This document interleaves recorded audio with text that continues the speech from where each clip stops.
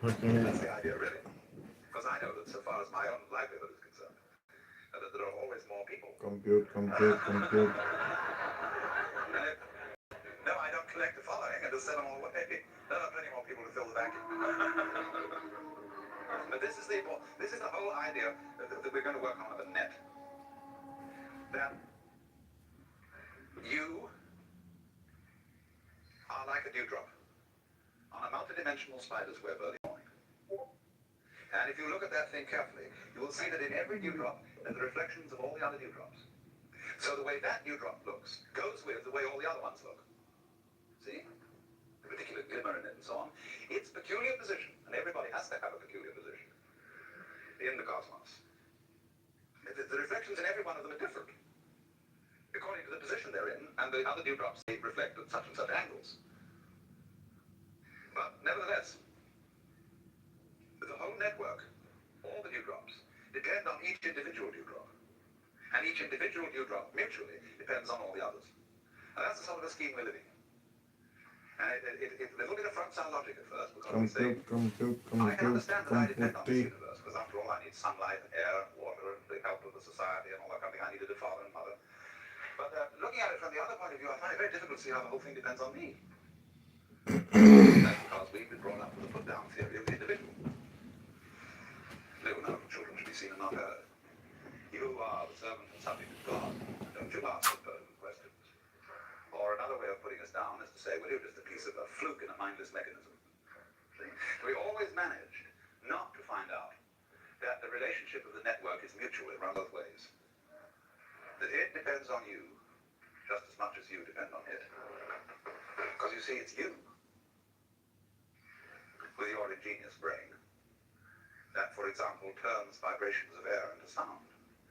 You turn whatever the sun is doing into light. You turn whatever the air is doing into a sky called blue. There is only blue for a brain. It's just like if you hit a drum and it's got no skin, it won't make any noise. So it's the tight skin that evokes the noise out of a moving fist. No skin, no noise.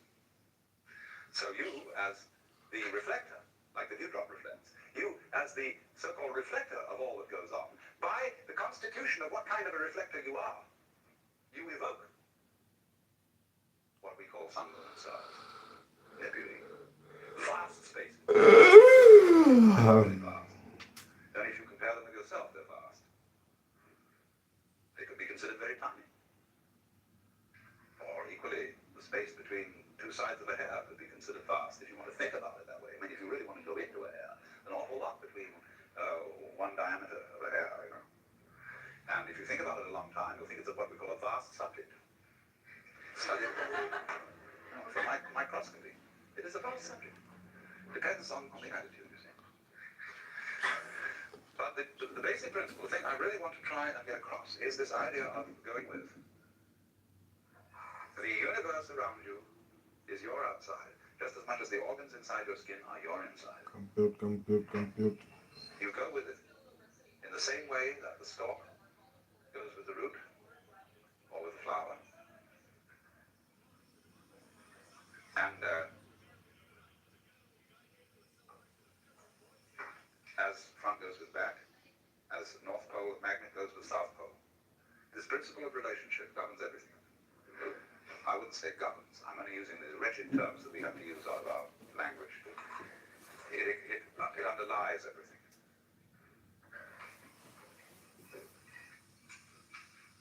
And it's important to realize, and let me repeat this, that the great universe does not control the small individual any more than the small individual actually controls the great universe. This is not a question of control. It is a question of more like dancing, of what happens, rather than what makes it happen. Things aren't made to happen.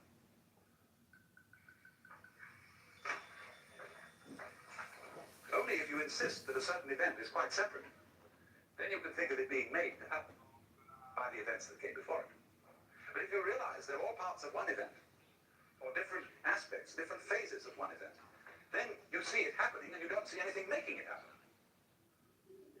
For the whole idea of things being made to happen, in other words, goes back to the idea of a universe that is based based on a monarchical image, where the boss says, damn it, you do that, and the thing can't help it, and so it's made to happen.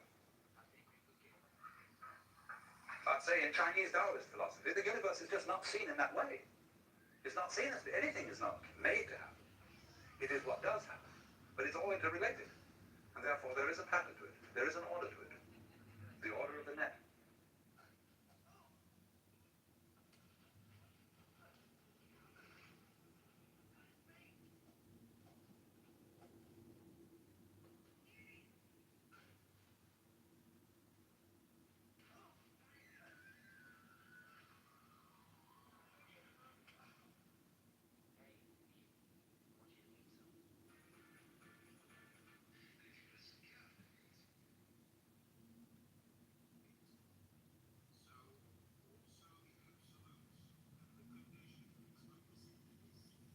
I was talking in last night's session about the nature of networks. And you remember that I explained the two different conceptions of causal relations between things and events. And I may as well write these down unless you've forgotten them. There's the catenary and the reticulate. In this time, things and events are explained as being links in a causal chain. And so every particular happening that is identified as a thing or an event, which is, however, quite an arbitrary kind of selection, is explained by its past, by the chain of events which lead to it in a causal sequence. On the other hand, in thinking of the reticulate relationship, a thing is explained not simply by its relationship to past events, but by its context, that is to say, its relationship to present and future events as well as past, so that every event becomes something in a network. Now, you will very well understand that when you see the knots in a network, or better, the squares of the net, they're all held together by each other. Imagine the kind of network where instead of there being, something like knitting. In knitting, the stitches are all held together by each other. And if something breaks at one point, the thing starts raveling. So the reticulate view, or the net view of the universe, is one in which the Buddhists say everything mutually interpenetrates everything else. So as I was trying to make the central point, the point of implication, where the stars really are. Go together.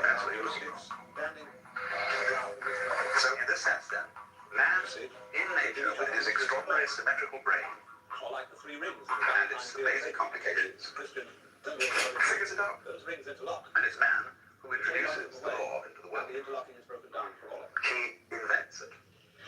So in the same way, but in a way invenire, invent is to discover, although seeming to be something that rattles around. But what we discover, in a way, is not something that's out there. When we invent the laws of nature, we are discovering something about ourselves. The motion, the behavior of stars, is a situation that becomes the mutual interdependence of all stars. Because, to take a very simple illustration, if there is only one star in the universe, wise and good, but no man is strong enough to have no interests. Therefore, the best king would be perchance. But no one knows which it is perchance that rules the universe. Therefore, and only therefore, who is moving away from who? Are the two stars saying, hey, we don't like you, we're going to get out of your way? Life is good. Why do you like us? Why do you keep going away? Well, who's right? Well, you say on the principle of democracy that the majority must be right. But then they say, well, let's have an umpire. And we have a fourth star who can stand above his pleasure. Unreason becomes in spirit. Three stars can move in a plane with respect to each other, but a fourth star can establish a third dimension from an objective standpoint. But then the argument is which one of them is the fourth. Well, that's the basic principle on which the whole universe is constructed. It's a relativity system in which motion depends on comparison with something relatively still. And there can't be any motion unless there is that comparison. So do you think you've got a virtuous follower, Job? Because of this relationship, every individual Allegedly. is so related to everything else that's going on. And nobody. That you apply it. Sleeps. In other words, anybody This worries. the great scientists from some of the world together who study the universe Just say hello. and figure out the conditions under which such a thing would exist.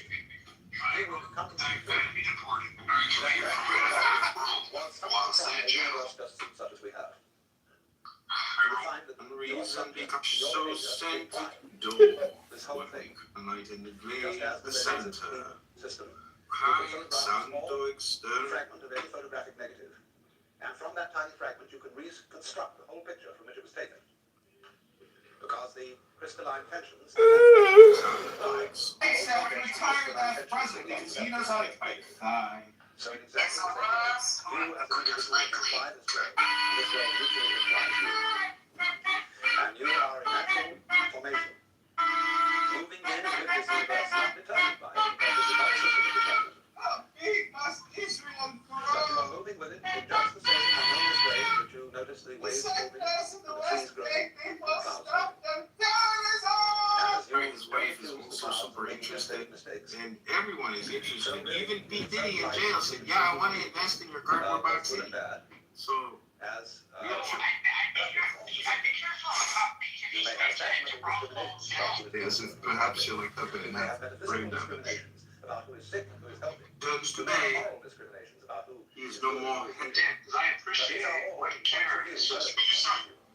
They're all legitimate because they are parts of the functioning Is of the the whole. great The fact that you take those points of view, Best of that all, is part I of will it. give you that. But a skillful person lives on two Test of levels. mind, gashed with. And this is true in 1,000 times 1,000. Destroy itself. All unites mankind, not Everything tribalism. is what the Chinese call the Tao, the way of nature. And Times, if you have that because the basis, toxic you will always be communication, sane. the waste of time, the conflict, it's so juvenile, it's so pedestrian. Dreams of infinity room above the moon. Out is the way, Just as in the Get confines out. of this room, of this area, for out is love. that there's a difference Wisdom, between up direction power. and down direction. Get But we out. know that this area Thou is hast situated tea in already, space. first get There is you no up and tea, no down. then get The O, second situation doesn't come and to so me at first. last get But if you have only the discriminatory O, point of view, if you U, take your T, fundamental stand O. on the difference between good and evil, you get the Mighty and marvelous is the sweetness that there is eternal This heaven and heaven eternal hell. which draweth me That the distinction between when good and evil is radical. I have things to And if you do. do that, I definitely am not on the keyboard account much. Maybe you just piss off other people that follow my pathway of which is dealership. But in any case, it's definitely not my problem. you feel Well, it sounds like a lot of projection to me. at odds with I am reality. the other, so anything you complain about,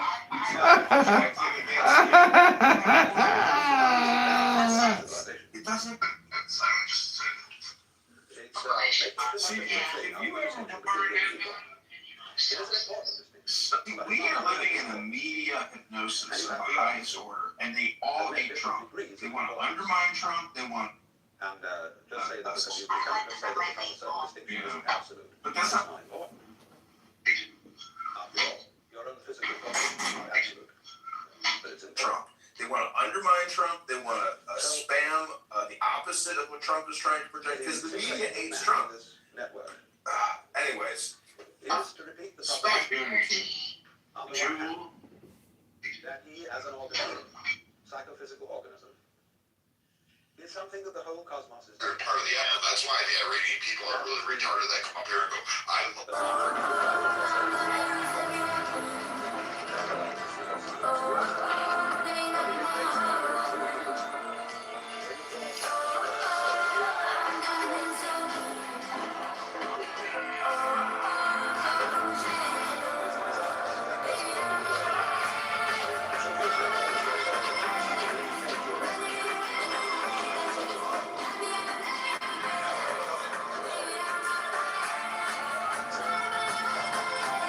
But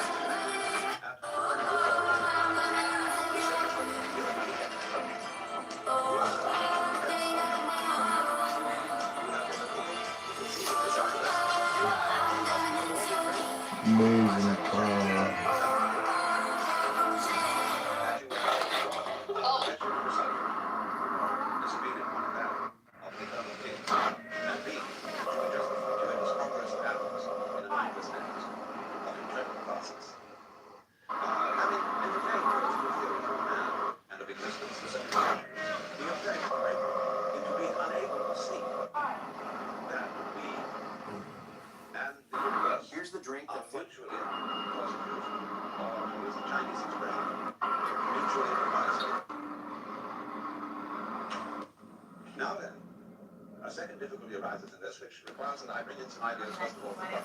Fuller. If I had a gun, guy, I'm be.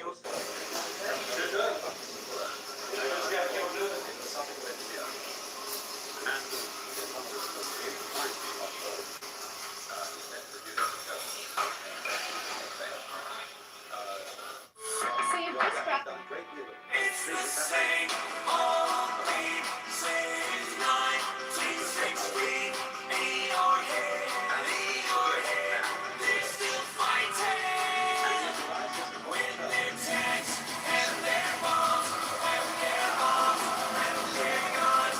In your head, they're dying. Walk through your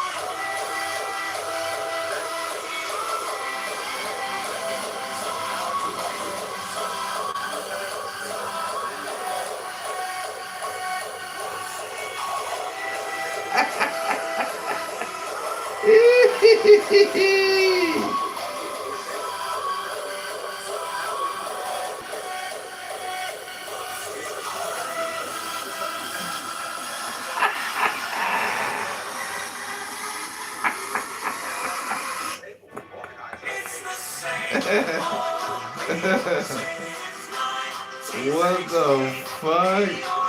This is AI, right?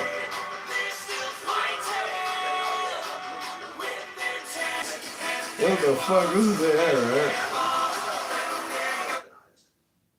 by an intelligent system. It's the same old theme since 1960. It's the same old theme since 1960. In your head, they're still fighting with their tanks and their bombs. Holy shit! This is the craziest, like, obese workout AI YouTube account ever. Famous Jesuit theologian who wrote the best of his books is The Phenomenon of Man. The Earth, which is the geosphere, from the Greek geos, geese, the Earth. Then the Earth, as a geosphere, is covered with a biosphere. That is the sphere of living organisms. The biosphere, in turn, generates the noosphere, which is the communication network that we call the mind. Through literature, through speech, through radio and television communication, the noosphere is slowly realized.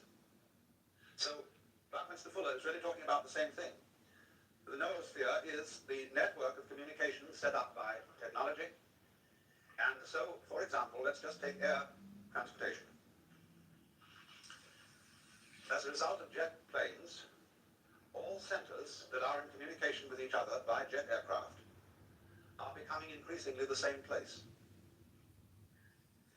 When you wake up in Tokyo, having come from Los Angeles or San Francisco, you are slightly in doubt as to where you are. Because Tokyo is an immense muddle. It's a mixture of Paris with Los Angeles, of San Francisco with Shanghai, of London, vaguely thrown in, and sort of a touch of Japan. It's a phenomenal place. Well, if you live in San Francisco, you realize it's becoming more like Tokyo. Because we have a tremendous inrush of Japanese culture. We have superb Japanese restaurants. You can go to sushi bars, that is to say bars for rice balls and raw fish, which are beautifully served, just like in a bar in Tokyo. And increasingly, we have supermarkets which sell Oriental, African, and Japanese goods.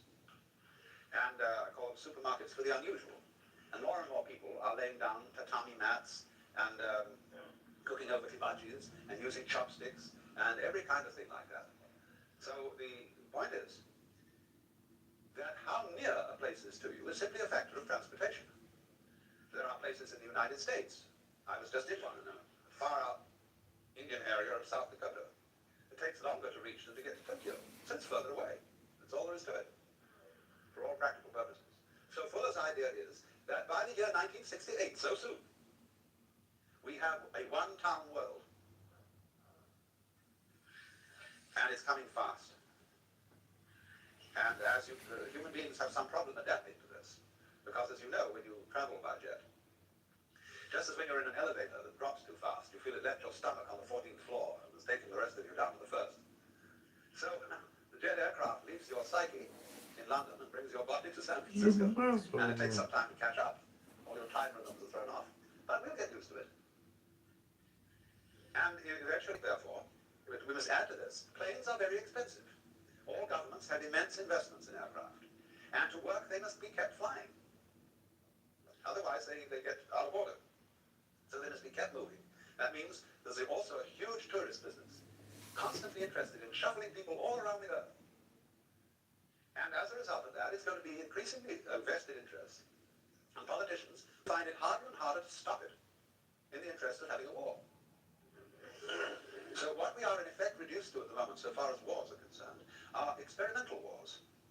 Wars in small areas against people who allegedly don't matter very much, in order to test out our military materials and techniques. Because nobody can afford to keep a large standing army in which there are no veterans. So they must have practice. And so practice wars are carefully arranged. But increasingly, you see, they find that these practice wars rouse passions and disturb everybody in all directions, because there is no such thing as an unimportant people. And so they become increasingly difficult to carry With out. undergrad degrees that aren't going to match the debt that they are About the future of man. Lockheed Martin and hundreds of other corporations, international corporations from Britain, from France, from Germany, that cipher you and I, our taxpayer dollars out of our pockets every single day.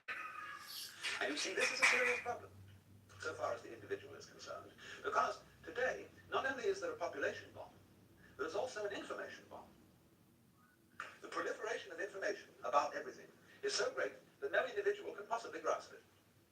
Not only has he difficulty in grasping it, but there is difficulty even for big committees to organize this information, to integrate it in such a way that if I need to know a certain thing, I can very swiftly find it out. For an individual untrained in physics, it's very difficult to find out quickly about physics, because physics is expressed in a mathematical language which he probably has never learned to read. So the time lag in scanning, you see, all consciousness is a matter of scanning. And it takes in the totality of events in the world by a sweeping motion, like the glance of our eyes around a room. Well, it takes time to glance your eyes around the room. And if you want to remember it, so what we're saying is that the intelligence of the system Well, your courage, is Miss. more intelligent than any individual consciousness. I admire your Of course, luck, as a living organism, Mr. you are much more than consciousness. Bond. In the scanning sense. James Bond. Mr. Bond, I suppose you wanted me to raise the limit? I've no objection.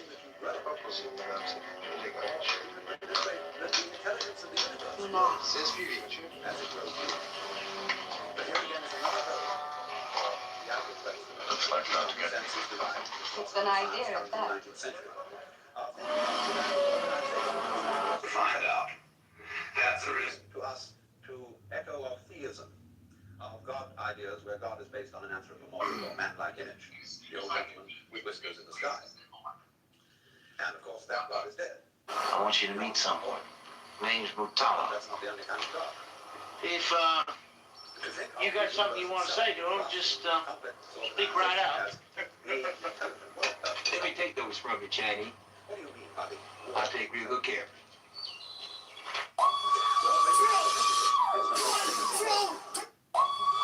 I've seen this all over social media. This song dropped in 1985. But just try and define it. You know what time is, but try and define that. Space. You can't put anyone. Because there is nowhere where the stars really are. Depends where you're looking from. We can see certain elements. So we can see complexity as an element. Can be instantly known. You're just rediscovery, rediscovery. Complexity as If you listen carefully to your thought, of different clusters of complexity. But again, we're using words, all of which are imprecise. What do you mean orderly? That's practical. To say it's all in order, it was almost like saying it's intelligently arranged. We recognize these things, but we are not sure what we mean by them. But we recognize them at once. And for example, if we begin with the pure hypothesis that we ourselves are intelligent, and let it go at that. If we're not, then nothing is. But let's, for the sake of argument, say that we human beings are intelligent. Now, if that is so, must also be intelligent.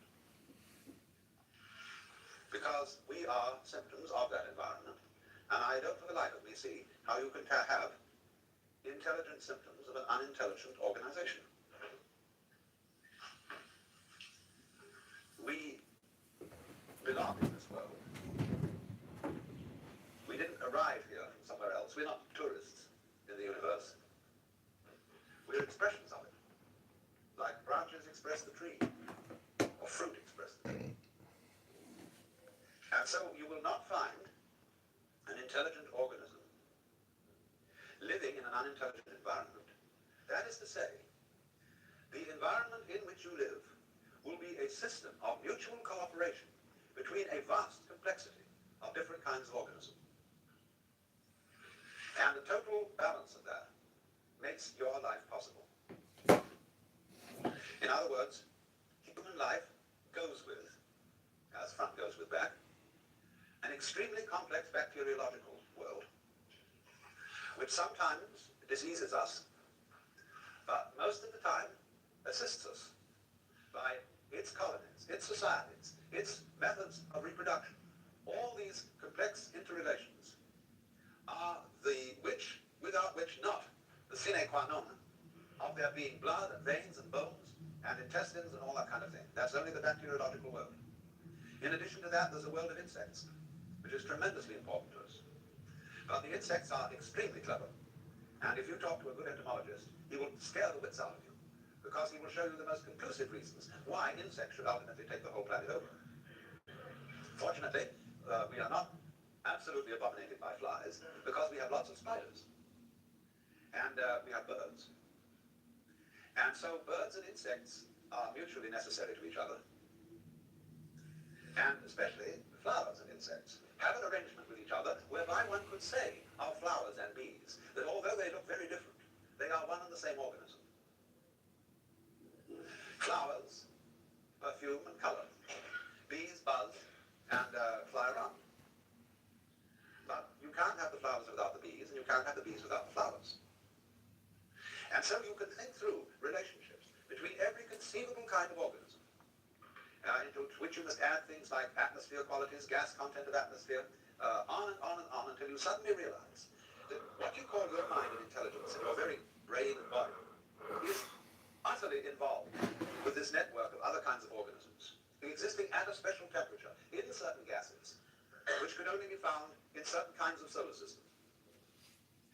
Now then, seeing that should give every technologist pause. Because you can't go running into that situation with penicillin and DDT unless you know very well when to stop. Unless you can be very discriminating, just what surplus of insects you want to get rid of without killing the other ones that are important. How to give penicillin without destroying all the stomach flora and having to build them up again with acidophilus and stuff. So this is why in the Taoist Chinese view of nature and the relation of nature to human politics, they set as fundamental the principle called Wu Wei.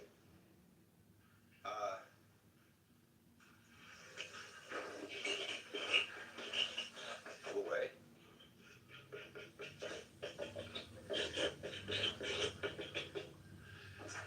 Which means non-interference. Not quite what we mean by laissez-faire, but rather close to it. That is to say, when you act upon nature, and you can't help but interfere. There's no way of isolating yourself from the world. Every time you breathe, you interfere with something. See? But the art of Wu Wei is that when you interfere, endeavor to do so by going with the grain of things. In other words, if you want to split wood, split it with the grain. Don't try to split it across the grain. And likewise, when you want to pick a fight, don't use violence, but use the other person's violence to bring about his downfall. That's judo. And that judo is applied. You're gonna arrest the mayor when you become mayor? Well, that's not very mayoral. That's distinct from Roy, which isn't. So then, the Taoists, you see, recognized that there is this universal organism. And they thought of the cosmos as a great organism without a boss. There is no one in Chinese philosophy making the world happen or ordering There is no, as it were, central principle in the middle, which sends out commands to all the subordinate parts. But rather, that the thing organizes itself, their word for nature being tsunan, meaning what is so of itself. So they saw the whole cosmos as a self-regulating organism, and they further saw that the individual is not merely a part of that organism. He is an expression of the whole thing. And the whole depends upon this expression, just as much as the expression depends upon it. And that was the principle of mutual interpenetration, which is called in, it's more familiarly known by its Japanese name, Jijimuge. The principle of the network. Between thing event and thing event, there is no obstruction.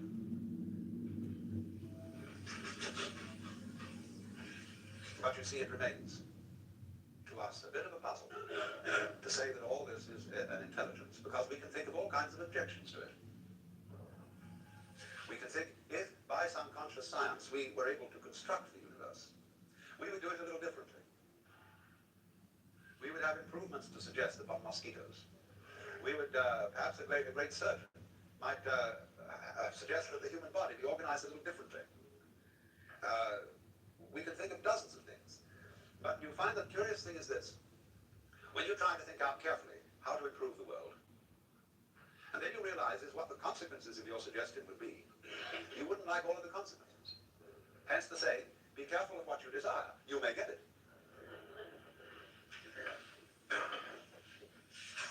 And then one invites the individual, and this is one of the great things to do, to suggest another kind of universe. What kind of universe would you design if you were God? And I recommend, I'm not going to go into this because it's a long story, but I thoroughly recommend it as an exercise in thought. Model your own universe and see what comes out of it. Because I can only tell you that you will eventually discover that you will model this one. And you'll find out, you see, that it's based on certain absolutely fundamental principles, which of course includes the game of hide and seek. Now you see it, now you don't, which is vibration, which is the same thing as energy. Hey, my friend, I'm from Chicago, my friend. Chicago, Illinois. Sí, señor. Soy de Chicago, amigo. The negative and positive forces. And it all leads to this, but in an incredible dance.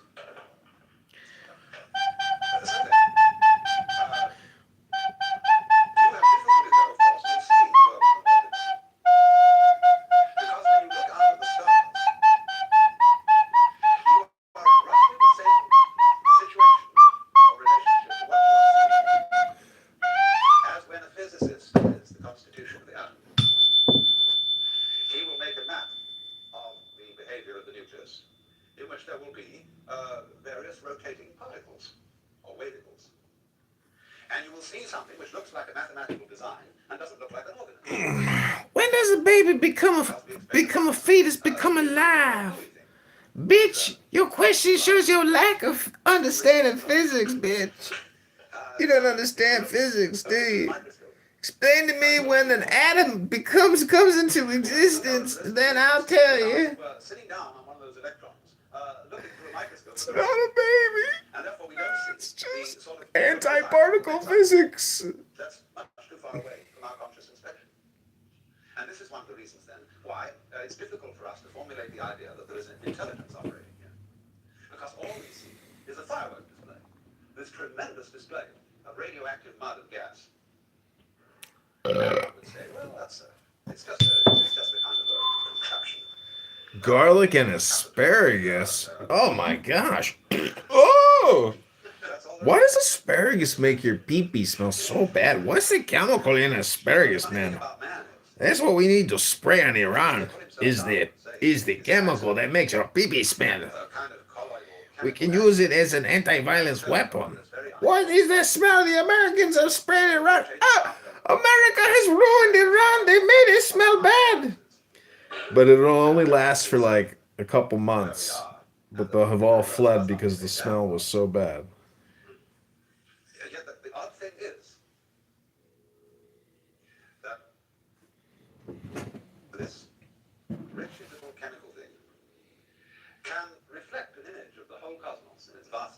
inside his head. And can know he's there. And that means, though, that this thing, however small in dimensions, is vast in comprehension. And what scale are you going to attach the word importance to? Mere size?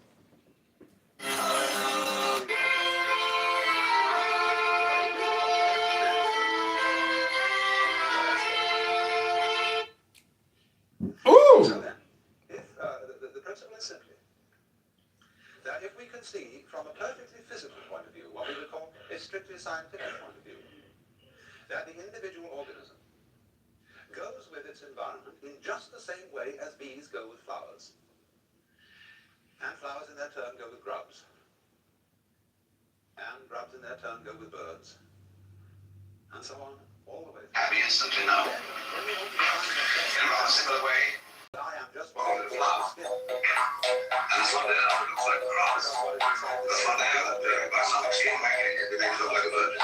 And all these lines that are doing the constellations together are our ways of projecting a pattern among this great glorious confusion, so that we can remember it in childhood. But obviously, you can very well see that if you look at the same stars from some completely different position in space, for those constellations that they're arranged so that you have a melody, because there is no way. But I would like to be able to feel that this is so, as mystics report that they have felt it. To have that kind of experience in which the network is absolutely clear. Because you see, if we don't take it that far, if we know about it theoretically only, the theoretical knowledge is not going to have much effect on what we do. But knowledge of a more emotionally compelling nature will indeed affect the way we Super Gracky's $29.99 a month. Oh my gosh. and may, in fact, prevent us from destroying our environment. A few creations per day. It's interesting that the Congress of the United States recently passed an act making it a very serious offense to burn the American flag. And they passed this act with many patriotic speeches and rhetoric and much reciting of poems. But this is the most fantastic of American confusion. From a throbbing headache? Life is not short. If nobody else wants to lend you money, You know,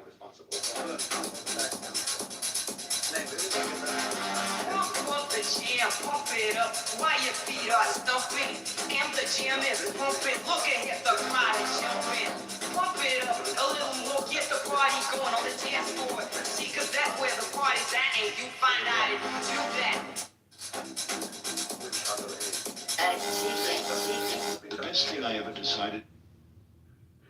They say they cannot distinguish between the symbol and the reality because we are all hypnotized with words and symbols. And so the past is more precious than the country.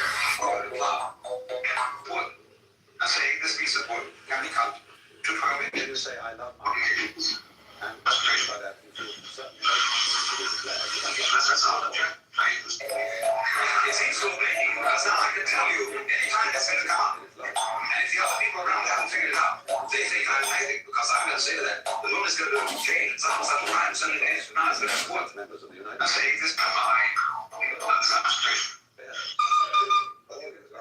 allegedly. Well, As we are getting rid of birds at a large rate. And nobody. We've reduced the populations of birds by as much as 75% in the last few years.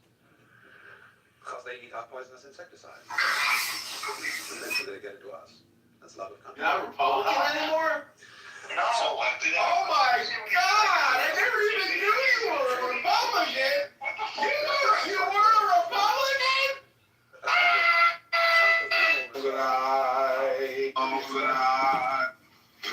Only way to essentially say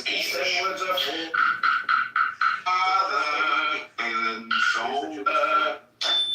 What are you drinking? We must help cattle to multiply. I would like to say, No, just to be frank, that's not from town. Husband did Wales. Men spoke me, and perceiving that I was but a pure fool, they let me pass. Thus and not otherwise I came to the temple of the Grammar. Military supposed to give you energy. Be good for you. as an irreverent use of dead animals, dead plants. They give their lives for you. The proper response to that is to take it with reverence. And that means cook it well. So that your act of cooking is like the rituals of a priest at an altar. This is a sacrificial altar, the charted altar, the range, which we use. And kitchens are not built on sort of lavatories where you throw things together to put in at the upper end. So, but this can only come about, you see, in a situation where human beings are vividly aware of the external world as much themselves as their own bodies. And you must allow yourself, therefore, to feel that what you see is not merely something out there. It's in your head. And your head's in it. And these things mutually interpenetrate each other like this. Now it's in your head. Now your head's in it. Now it's in your head. Now your head's in it. Like this, you see. And this rhythm sets up what we call vision. So if you see that the external world is as much you as anything inside your skin or anything inside your head, then you have a certain respect for it. And no longer consider matter, for example. Take a piece of wood. A piece of wood's not just a chunk of stuff. But people think about wood that way. You can't be a good carpenter if that's the way you think about wood. We think we're dealing, you see, with these inert, unfeeling blocks of stuff. Rocks have no feelings, of course. Bang it around. Mountains have no feelings. Blow them up with dynamite. But they do have feelings.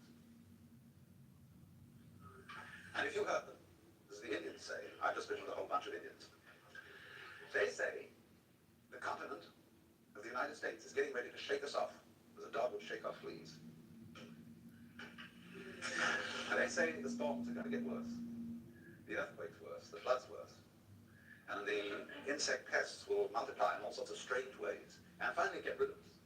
And leave the land to the Indians who originally owned it.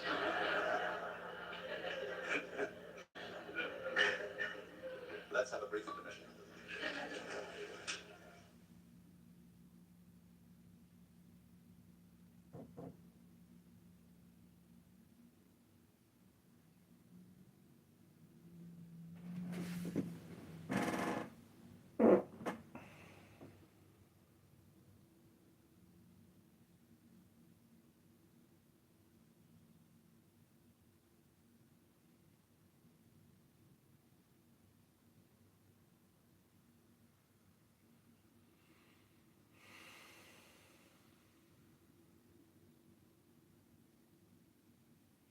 The question arose this morning about the problem of whether the extension of the network, especially by electronics, To eat ice cream might not abolish or not to eat ice individual cream. privacy. Helado, muchacho. Muchacho I helado. said I was planning to devote this afternoon's session to that problem and some of its ramifications.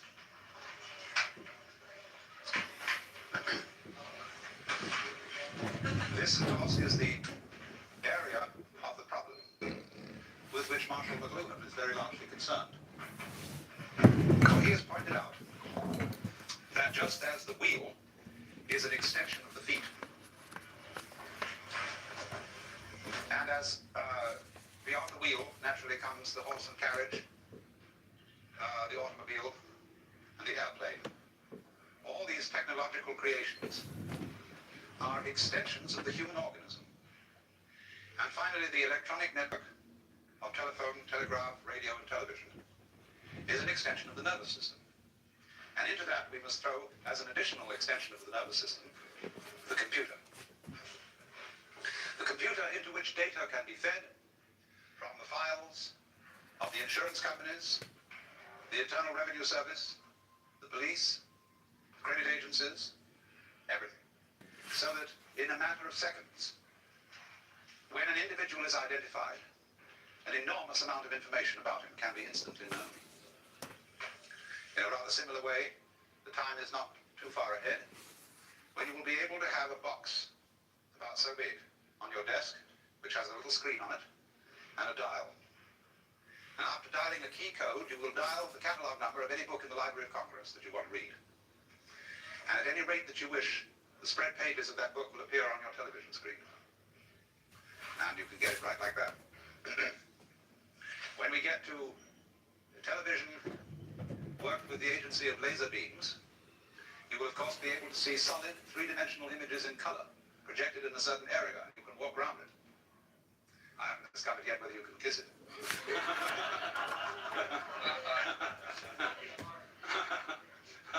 But when you get a phenomenon like that, it begins raising the question of where somebody actually is. When the reproduction becomes technically perfect, you see, you won't know the difference between the reproduction and the original. That's going to be a new kind of confusion. And we will perhaps even be able to think about the word reproduction in a new sense. We say now, one of the meanings we give to the word reproduction is sexual reproduction of the species, or the biological method. Then we have reproduction through photocopy, and all that kind of thing. Let's suppose, too, that we begin increasingly to be able to manufacture the parts of the human body in very perfect kinds of plastic. So that when your heart goes wrong or your kidneys go wrong, the surgeon will simply replace them with a plastic reproduction, which will work equally well. And perhaps they'll never be able to reproduce in plastic the brain, but they can at least put in there a radio device which will connect with a computer system of some kind, which will do the same job. So that then, after the years go by and your parts have been replaced, the serious question arises as to are you the same individual? And we would say, well, no, you've been entirely replaced. Of course it does. You're being replaced all the time, though by a different method. And just as, say, an institution like the University of California, which is a very rapidly changing university, if for some mysterious reason it remains the University of California, recognizable as such, even though the students, the faculty, the office and administrative staffs, and the very buildings themselves are in a state of flux, so that they hardly remain a constant for 5 years. What then is the university? The university is a pattern of behavior. And the organisms involved in that pattern keep changing. But the pattern retains an identifiable continuity. So does your body. So does the whirlpool in the stream. So do the hot springs down below, although the water is running through them all the time and is never the same.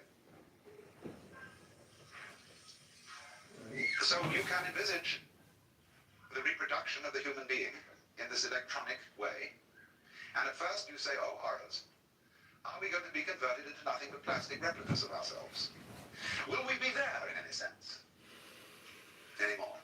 Will the soul survive it? But you see, in the case of the University of California, it is what we call the University of California that is the soul. And this bodily expression keeps changing. So, when we find out that we are electronic echoes of ourselves, being perpetuated through the ages, we shall come to the astonishing conclusion that that's what we already are. Only we have to do it again ourselves in order to realize it. We are already the most remarkable electronic patterns from the standpoint of physics. So let's a bit lay that bugbear to rest. Although I must say, there is something about plastic in its present stage of evolution that is somewhat repulsive. There is a state of consciousness which those who are psychedelically hit or hep call the plastic doll, in which everything looks as if it's made of plastic, as if or patent leather or enameled tin, that it only reflects light and has no light inside it. There is another side to the vision, whereby everything becomes living jewelry with light inside, a kind of beatific vision as distinct from a diabolic vision. And at the present stage of its development, plastic always suggests the diabolic vision. But it is through the diabolic vision that you gather the deepest insights. It's really profounder than the beatific vision in a certain way. Because if you can go down into any experience, I hope you understand the meaning of this phrase, go down into. It's very important. It means exploring a certain sensation or a certain feeling, to find out all its implications, to find out what it is at root that that you like about it or dislike about it. And you will find if you explore the plastic doll vision sufficiently carefully, that it will bring about in the end a far greater depth of bliss and realization than merely exploring the things that are lovely. At first sight, obviously so. So one should think about this funny thing of technology, considered as artificiality, in the light of the realization that there really is nothing artificial. You might say the distinction of the artificial from the natural is a very artificial distinction.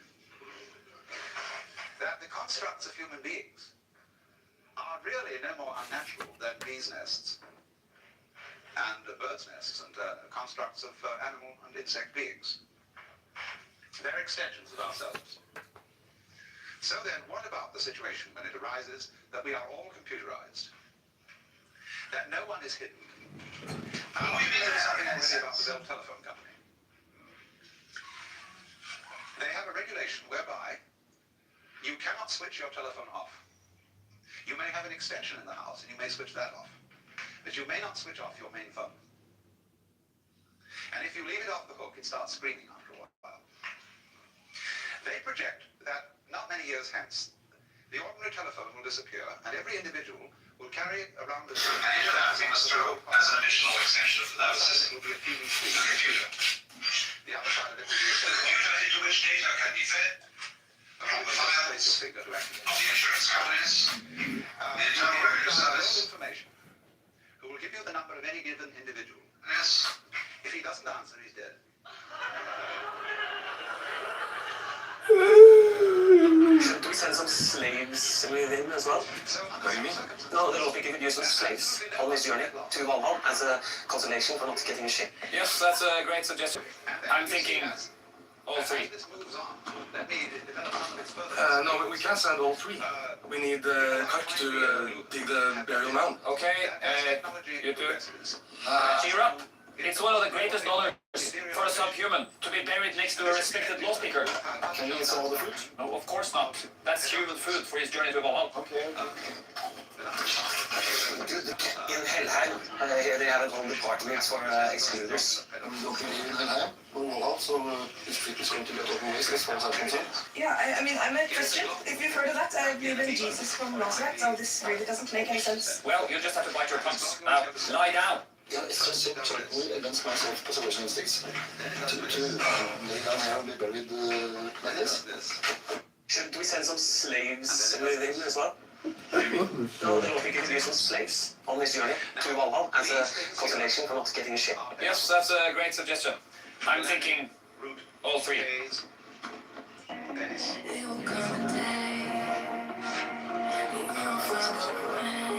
Protrusion. 28-year. In the form of a connecting net. When you reach this stage, the peduncle is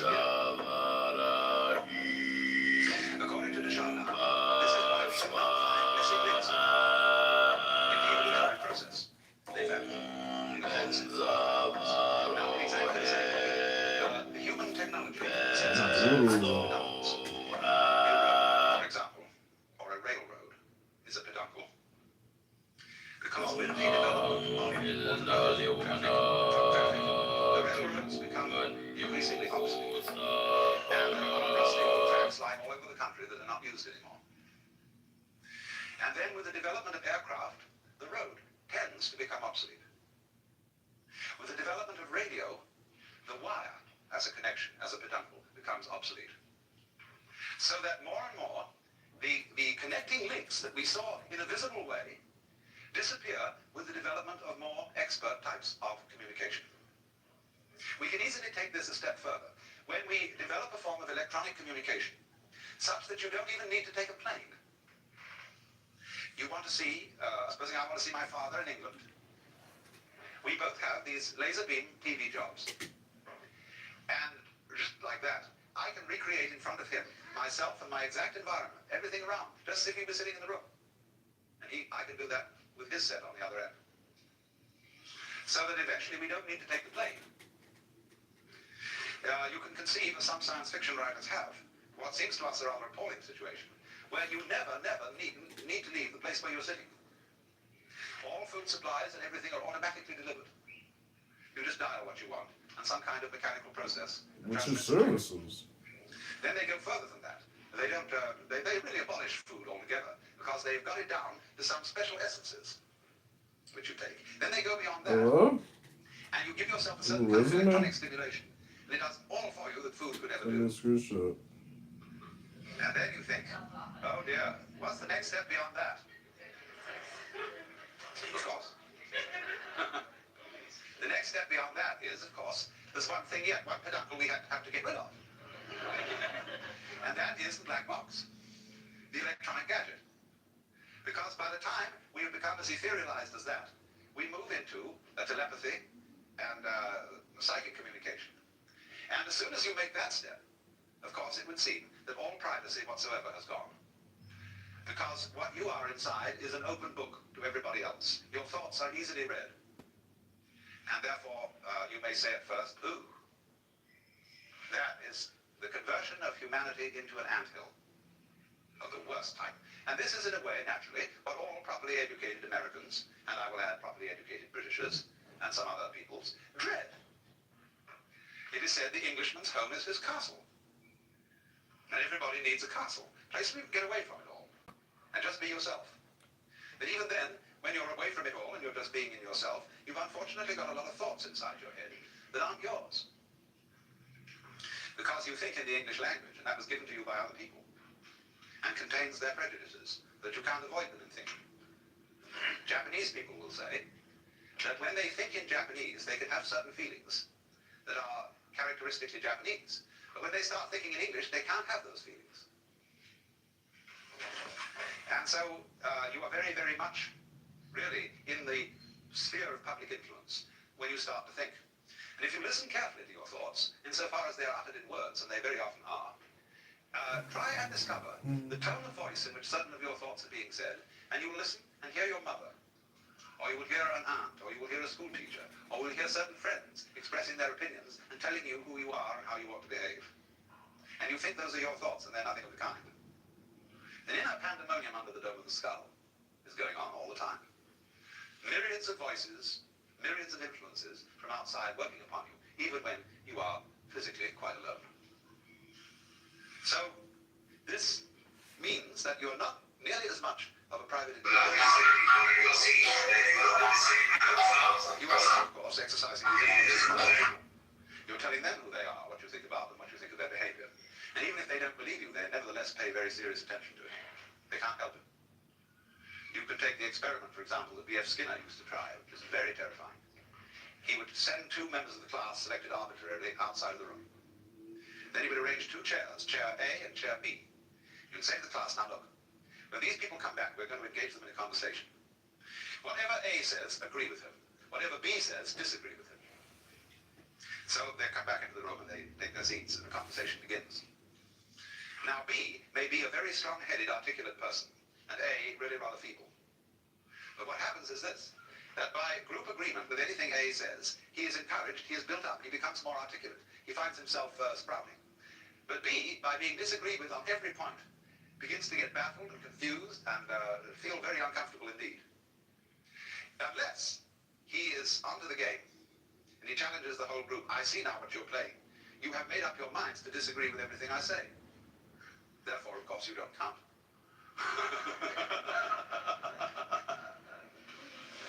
I shall pay no attention to you. So, in this way, you see, we're already colossally influenced by each other. And this is why I think that Harry Stack Sullivan's basic ideas about psychopathology are in some respects more profound than Freud's. Freud is always looking into the individual history, into the physiology, into Only a warped and demented mind would build a tower of doom and lies. Well, tower of CIA cloud. the individual as the expression of a social network. And the same in the psychology of George Herbert Mead, where he called the conceptions that we have of ourselves the interiorized other. In other words, the sum total of all the things that people have told us we are. Because you do not know yourself as a self except in a society. Just as you do not exist biologically without a father and a mother, you do not carry on an existence without a society, and the reactions of other people to you provide you with the mirror in which you attain a realization of yourself. You know who you are in terms of your relationships with others.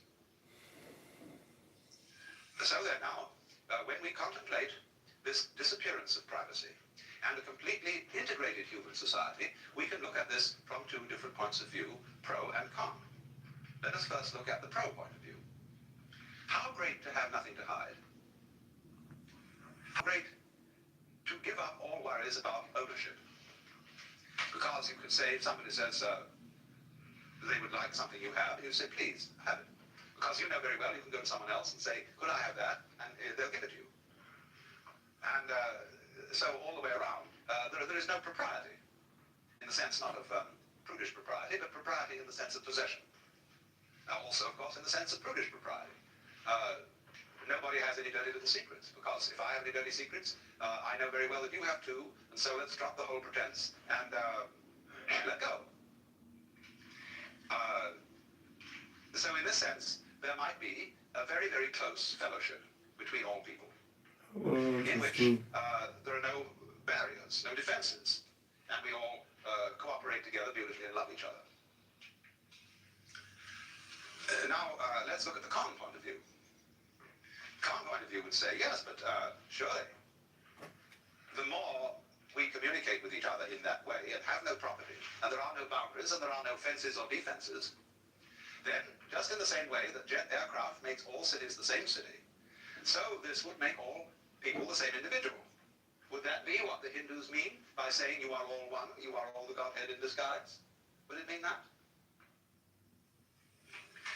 Now, part of our difficulty in approaching this is that we begin from the standpoint of a certain conception of the individual person. And this is, of course, the Christian ego, which is the soul as a center of action and something alive with consciousness and intelligence that lies hidden in the bag of skin. As, for example, King John says in Shakespeare's play to Hubert, within this wall of flesh there is a soul counts thee her creditor, and with advantage means to pay thy love. See the image? Within this wall of flesh there is a soul. Within the castle there is the king. And every man's home is his castle. And so those of us who are brought up in that way, to feel A, that we are basically the soul in the body, and B, that every soul that exists is of infinite value in the eyes of God. We therefore have instituted, since the Industrial Revolution, a tremendous technological campaign to preserve the individual. We have all kinds of social services, hospitals, ambulances, medicine, welfare agencies, every kind of thing, with the one aim of preserving life, getting you to live longer, and giving what is called full opportunity for the development of your personality. You'll love the moment. To the myriads of Asia, this is almost unbelievable. And then, of course, we are teaching the peoples of Asia medicine and sanitation, industrialization, so that every single child can be regarded not as so much waste human material, which because it's sick has to be thrown away, but as some individual to be loved and cherished and properly treated. And because individuality, each particular human organism is infinitely precious. That is the moving ideal of the sort of people who first created the great hospitals, who abolished slavery, who abolished the death penalty for trivial offenses, who made that great humanitarian movement of the 19th century associated with such people as Wesley and Charles Dickens and Wilberforce and so on, to rescue the precious individual from the ravages of impersonal disease or impersonal political exploitation. And then when a kind of American capitalist liberalism achieved to some extent this sort of ideal, we look then at political forms which are socialistic or communistic and are leery of them because they seem to go back on all that. So, of course, did National Socialism in Germany. Because the position there, it is not the individual who is the supremely important being, but it is the community, the state, which is supremely important. The individual realizes himself as a servant of the state. But our theory in the liberal capitalism of the United States is that the state is the servant of the individual. That we employ policemen and soldiers and sanitary inspectors and Department of Commerce officials, all to serve us, we call them public servants. And when a policeman gets uppish, he has to be reminded that we pay his salary and that his job is to serve us and not to be a kind of Admiral Crichton sort of butler who takes the upper hand. But of course, the very idea of a servant still has in it, doesn't it, something aristocratic. And as we all know, in this country, it is increasingly difficult to get services of any kind. More and more, it is felt beneath the individual's dignity to be, say, a waiter, a barber. After all, they give you some kind of service. Certainly, it's beneath anyone's dignity to shine shoes, because that's the feet, and that's very low down. It's like kissing people's feet. To give massage, to do all these things for other people that are rather material skills. Increasingly, you have to get them in another way, either by a do-it-yourself system or by some sort of machinery. And so in the same way, people who used to give service want to translate themselves professionally. People who were formerly called undertakers now call themselves morticians. Janitors call themselves Formality. I suppose barbers will soon call themselves tonsorial experts. Here's All a sorts of things hidden. like that are happening right now in order to give the sense of He's a hero. And so the guy who gives you gas at the garage will notice your first name on your credit card and will address you by it. I get very irritated to be called Al. I just don't respond to that form of address at all. But I suppose that's my British snobbery. But here it is, you know, everybody slaps everybody's back. Now, I was very puzzled by this when I first came to live in California. Because here the use of first names and this kind of familiarity is extraordinarily common. And when I found myself on first name terms with a man who was in a certain sense my boss, who was the president of the University of the Pacific, I felt distinctly uncomfortable. And the reason I felt uncomfortable was that I felt the whole thing was insincere. That there was not the kind of relationship between us which would normally be represented by being on first name terms. But there was what was much worse, and sort of effort to prove that there really ought to be that kind of relationship, when neither side had any intention of forming it. And that's very baffling if you come from outside. You don't know, I suppose, what all good born and bred Californians know. What are the cues? The subliminal cues which distinguish one form of first name address from another. Of course, what eventually happens is that people have two first names. The published one and the nickname, known only to an intimate circle. Used only by an intimate circle. But you see, what we see in this then is the creeping socialism. His wife invited her ex-husband to the dinner she hosted. He was also fucking this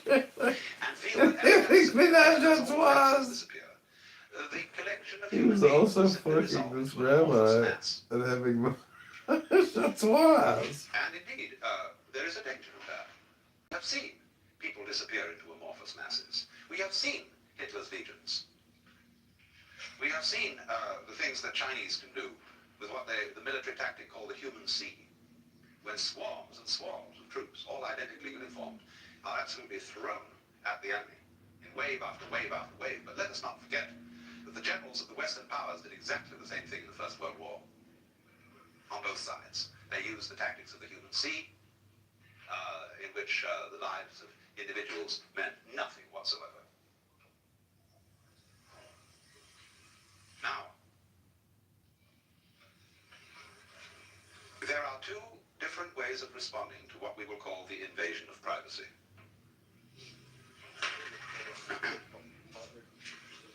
Very often, you will encounter someone who attacks your privacy in a psychological way.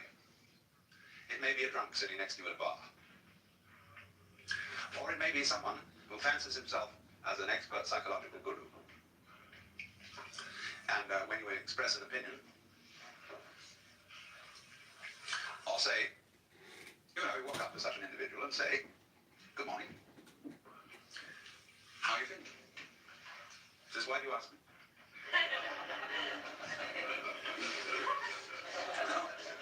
And he immediately, you see, breaks the social rules whereby you communicate with another person without actually saying anything. The phrases like, "How are you? Nice day, isn't it?" are like on a radio, buzzing to be sure that the other side is in communication.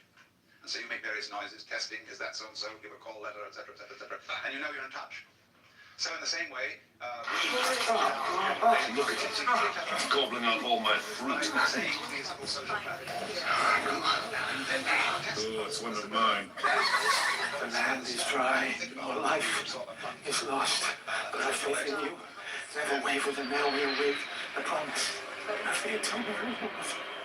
He thinks there's an eternal reward. I'm sorry, there's no eternal reward for you. Dog! You are no God. I renounce you.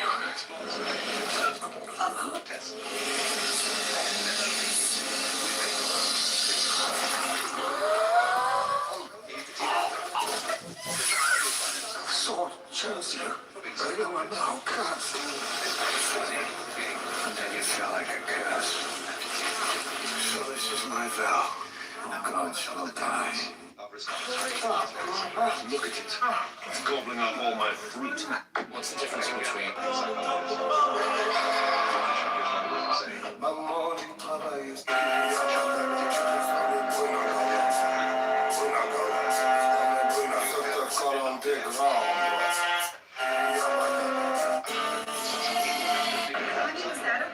I'm just a typical American boy from a typical American town. well, anyway, and that really sets people back.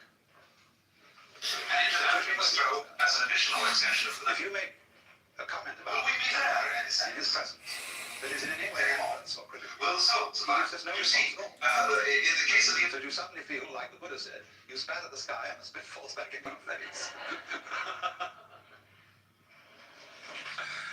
And I was once present where a certain person of that nature was using as his ploy silence. And the silence in the case of the University of California, it's what we call the university. And it was one of those tangible silences. And suddenly someone at the table turned to him and said, "You know, I can't stand people who use silence as a weapon."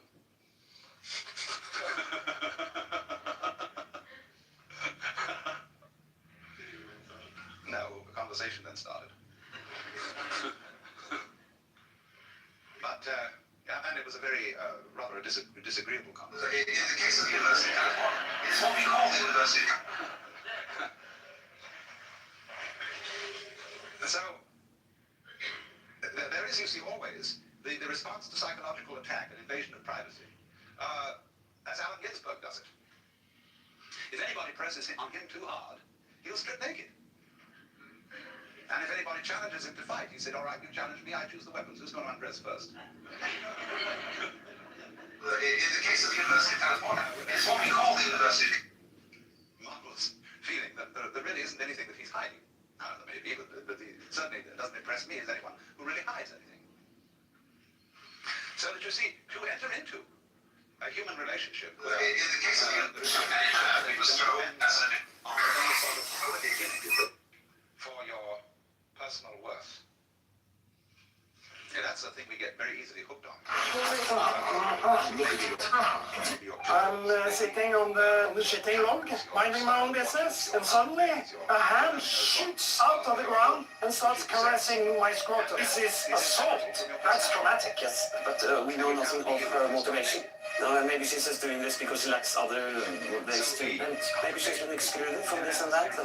So that's sneaking around the toilet bowl is her way of achieving some sort of intimacy and nearness. But what do I know about this?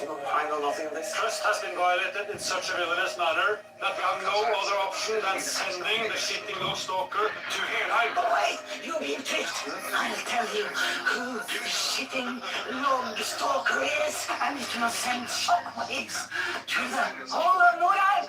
It happens to be none other than Scrotum fire? Yes.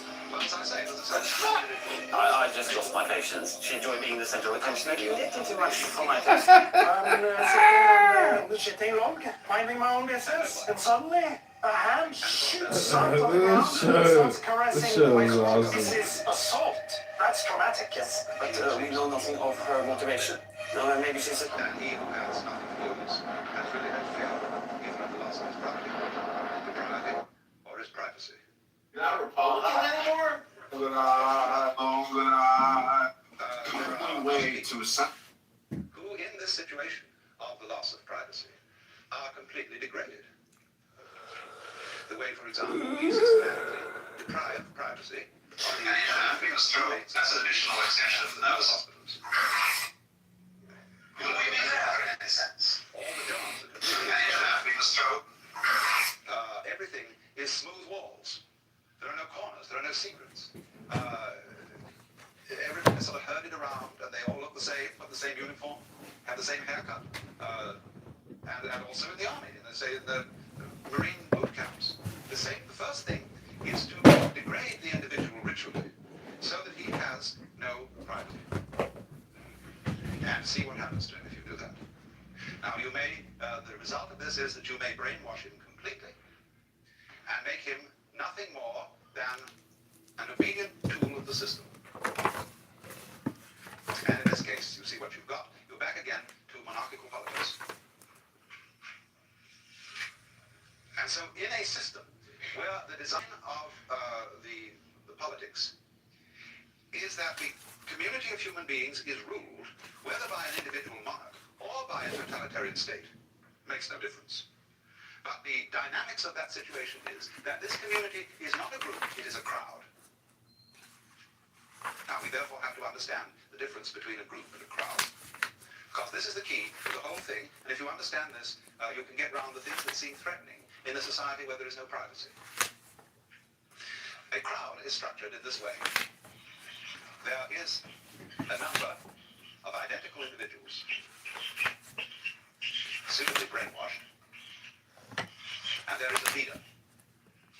Whether this is an individual again, or a bureaucratic entity of some kind. The relationship between them is this. In other words, the line of communication is from the individual to the leader. And they're not really in communication with each other at all. Except insofar they may communicate with each other, but this controls the nature of their communication. So in other words, when a politician speaks to an enormous audience, what he sets up is a crowd. Because the audience are individuals who don't know each other. They're just people, they're just heads or hands. And so the leader really communicates with them, and they can't answer back. Unless they do so as a group. See, Kyle, then they answer back, but all as a collective. Because along the lines of this kind of communication, supposing I talk to 1,000 people over the radio, and they all send me back letters. Well, I can't read them, much less answer them. There isn't time. So this is a strictly one-way communication. Now then, let's look in contrast to that, the design of a group. We'll make it a circle again for convenience. Now, a group has no leader, because it is itself an organism. And so the lines of communication run first of all like this. Well, that's very well drawn, they were not. That's all right.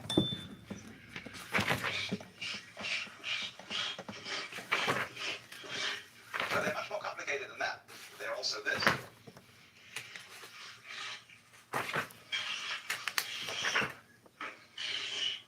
Now, I see what's going on. Let's go this one around. Who isn't he talking to yet? He isn't talking to that one. He's talking to this one. He isn't talking to this one. You see how I'm not going to draw this all in one way. But the thing is that this sort of pattern is group communication. This sort of pattern is crowd communication. So an effective group, a true group of human beings, is one in which there are enough people, or not too many people, so that they can all know each other and are in communication with each other. Now then you say, how do you relate that sort of a cell to the larger human group? very simply. Every group appoints one cell to represent it. And that cell goes and joins a group of representative cells. And they have to be of adequate size for them all to be in touch with each other. And if it's necessary to go higher than that and include a greater number or collectivity of small cells, the representative group, representative sub 1, will elect representative sub 2 to go to a representative group of sub 2s. And in this method, which is the actual original design of the Republic of the United States, which of course has been completely overlooked, you get a hierarchy of cell structures where, because I am in communication with you here, and I'm fully occupied in this system of communication, the chances are that I don't know a great deal about what other cell groups are doing, because it's too complicated for me to scan. But therefore, we will delegate one particular individual and say, you make a specialty of scanning these other groups around here, so that you have a wider knowledge. And so it goes, so that you have a hierarchical system of communication.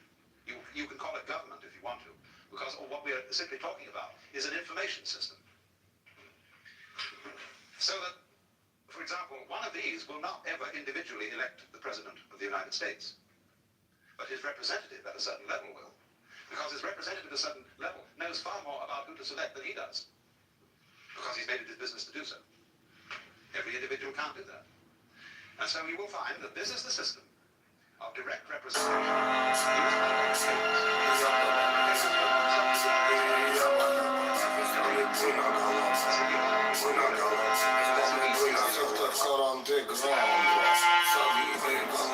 by mass persuasion.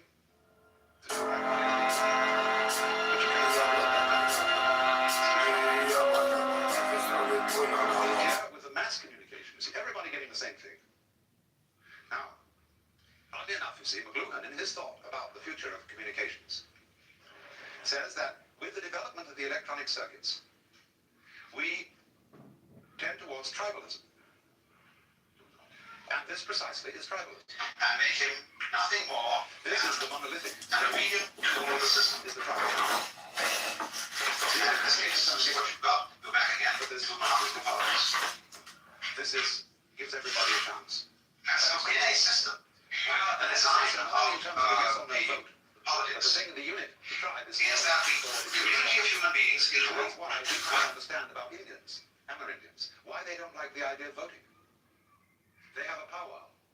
They're like Quakers. The Quakers don't vote. The truth behind one of the most viral photographs of the Second World War. They all know each other, and they consider This photograph, which shows a group of young women wearing sports shirts emblazoned with the Third Reich's imperial eagle emblem while an instructor inspects them, is often shared as an authentic image of the Bund Deutscher Mädel, the League of German Girls, the female branch of the Nazi Party's youth movement. But the image and the original scene doesn't come from any official archive or contemporary press agency. It's actually a still from the 1958 German comedy drama Blitzmädels and Die Front, directed by Werner Klinger. The film is a serious and unflinching war drama that recreates the mobilization of the female signals auxiliaries of the Luftwaffe, known as Blitzmädel, during the final months of the war. But how did this image come to be mistaken for an authentic Second World War photograph? Electric machinery. The greater the capacity for the discrimination on the dial. See, as it is, you get a lot of interference. Therefore, it cuts out stations. But as the technology becomes more perfect, you can receive an enormous number of different stations. And these stations will increasingly have machinery that makes them fairly simple to run. For example, with a videotape machine made by Ampex, and a Sony television camera costing $250. You can produce a television show with only one technician. The average TV show produced in a studio requires 14 technicians to handle it. So, as this happens, you see, it means that there can be an increasing variety of material that is presented through the electronic means.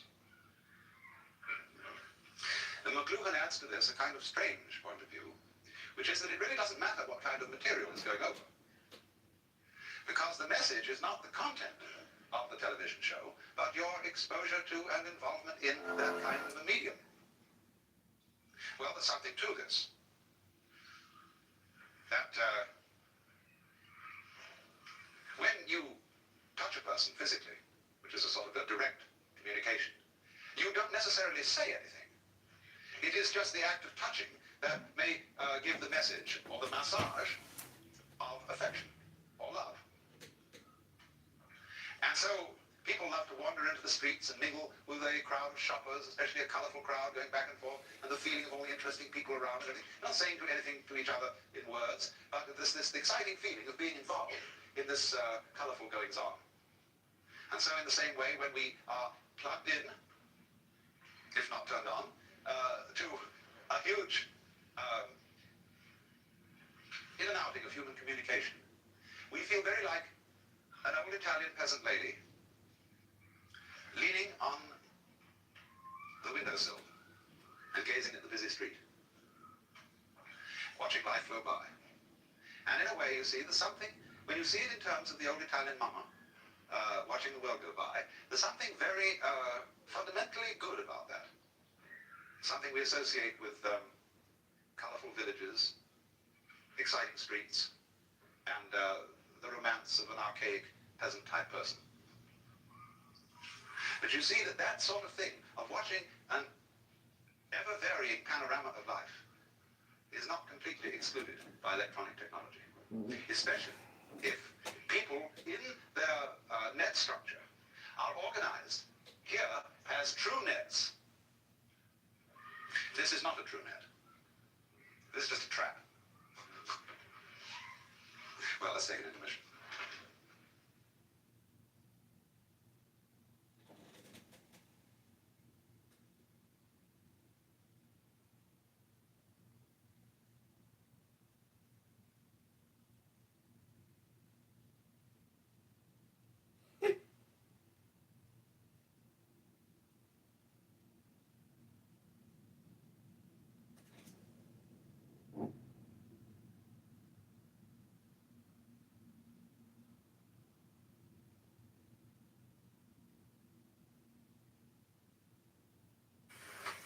I was discussing the plausibility of two essential features of the philosophy of illusion. The question that we have to decide whether to take life seriously or not, that is to say, whether the plot is comic or tragic. And if it's tragic, you see, must we say that it's ultimately tragic? And the question of who are you? And are we to say that I myself, right down at root, am just a little kind of jerk of some kind that really has nothing to do with this cosmos, but just arises in it and is here on sufferance for a short period, and then absolutely nothing follows, you see? Or the alternative to that is what I really am, the same as the whole thing, that is, the works, the it, or whatever you want to call it, Brahman, God, the Tao, the great void, the Buddha nature, I don't care, the self, anything, any name you want. And whereas that attitude, you can look at it from various points of view in judging it. You can say it's weak thinking. You can say that it's insufferable pride. But the point of the matter is, as I tried to show, any other way of looking at things is kind of schizoid. It looks at human beings as if they arrived in this world like a bunch of birds on the ground. They just got settled there, they don't belong. The sense of being strangers and pilgrims from another domain altogether.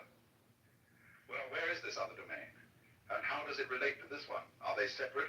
I showed you that even when we say that two domains are the poles apart, the very fact that they're poles shows that they have a hidden connection.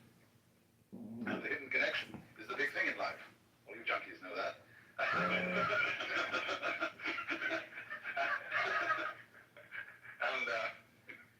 so, in other words, we get a pattern of organization that is radial rather than an assemblage, as if the universe were really a multiverse. A lot of things that got connected together out of the infinite wastes of space and sort of began to maunder around each other. Whereas the other pattern, which is so much... Can't start enjoying my videos. Radial, and I showed you how the crystal The stars and the octopuses and even the human beings are all radial structures.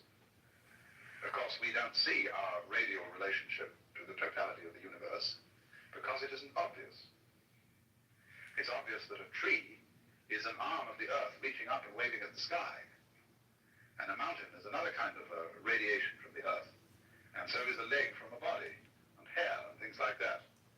But what makes human beings, as the highest of the mammals, so conscious of being independent is that they are topologically an enclosed surface, you see, which wanders around independently of the ground.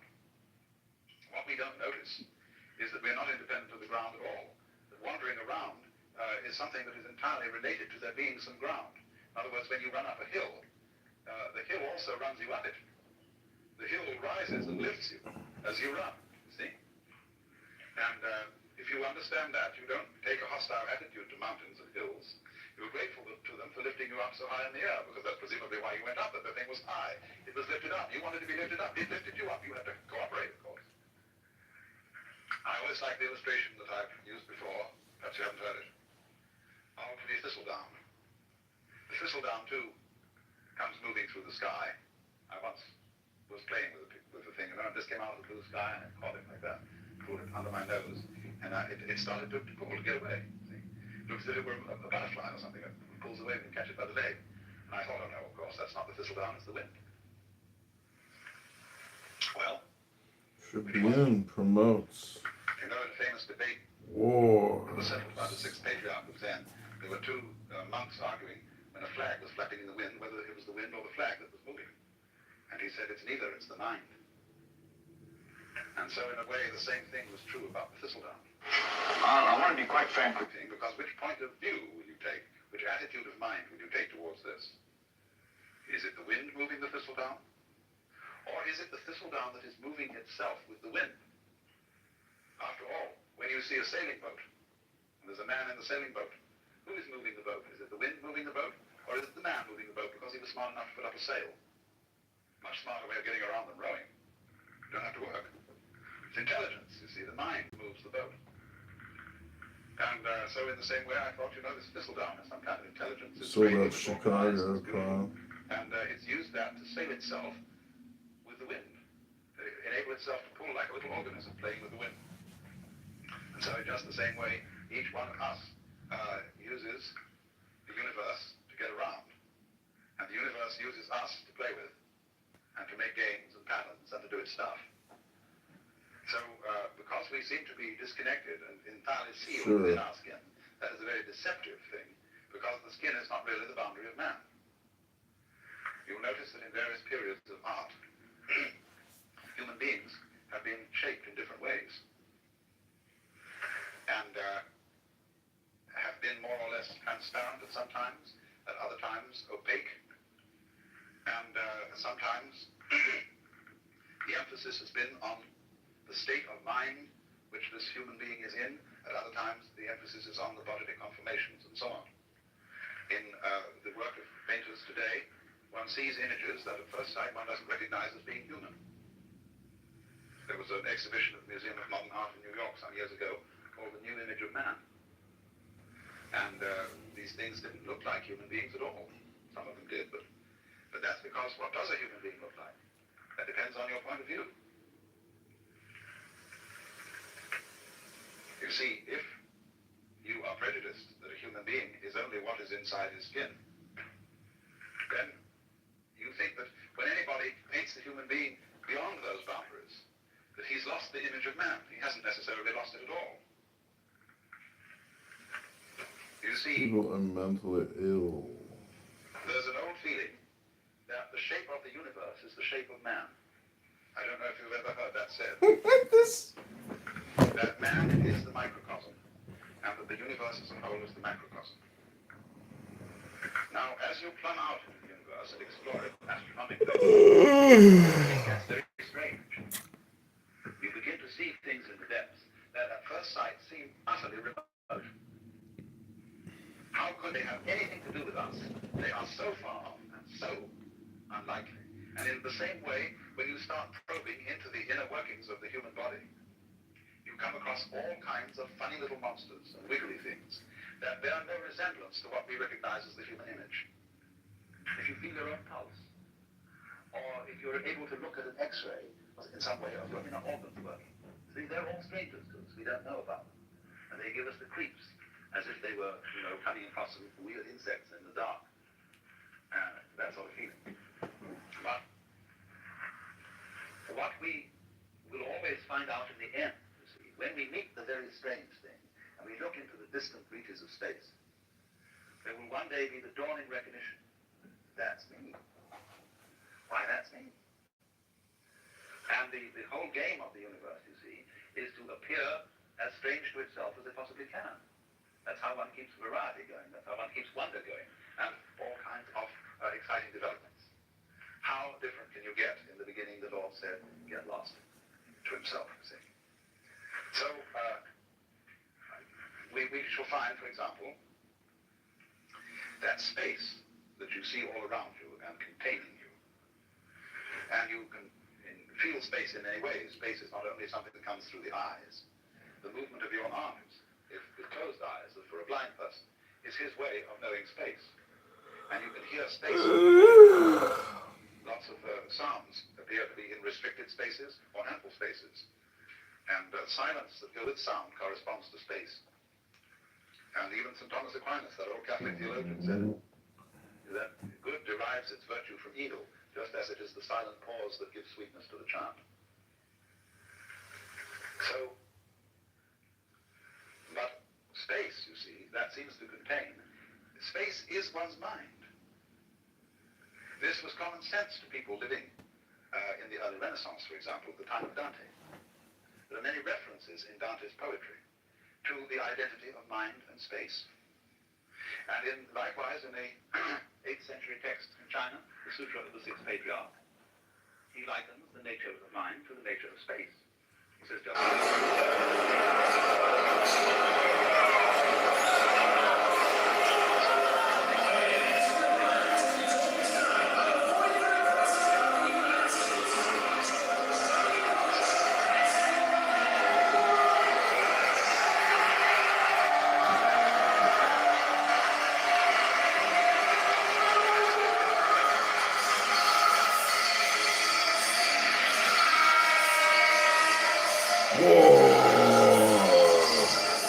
Y'all, we gonna drift it has been way. Now, for example, I have my own private thoughts. Well, nobody has private thoughts. Because one thinks in images and words, and these words and images are derived from the whole thought structure of the society in which you live. We think thoughts. The domain of mind is very similar to the grid structure of an electric power supply system. You know, what happens is there's a network of power stations and transformers so arranged that if one of them gives out and fails to supply a certain area, immediately the grid connects them with other sources of power. Well, in rather a similar way, our minds are connected. Let's take one very obvious example of it. What Northrop Frye calls the order of words. The order of words is all existing literature. Both rhetoric, what is spoken, of course, and what is written down. Now, it's his theory that as a scholar of literature and the history of literature, he can take any piece of writing of a reasonable length and tell you when it was written. Because everything that is written and said is inescapably related to the whole order of words. And it's amazing what little things you might not notice will give you away. Because he can say, well, obviously he has read this, thinking, say, of a particular novelist or poet. So it must come after the date when that novel was published. But he couldn't possibly use an expression like that, say, for example, that it was a capital day. He would never use that expression, living, say, in contemporary 20th century America. That's a Victorianism, or it's an Edwardian way of talking.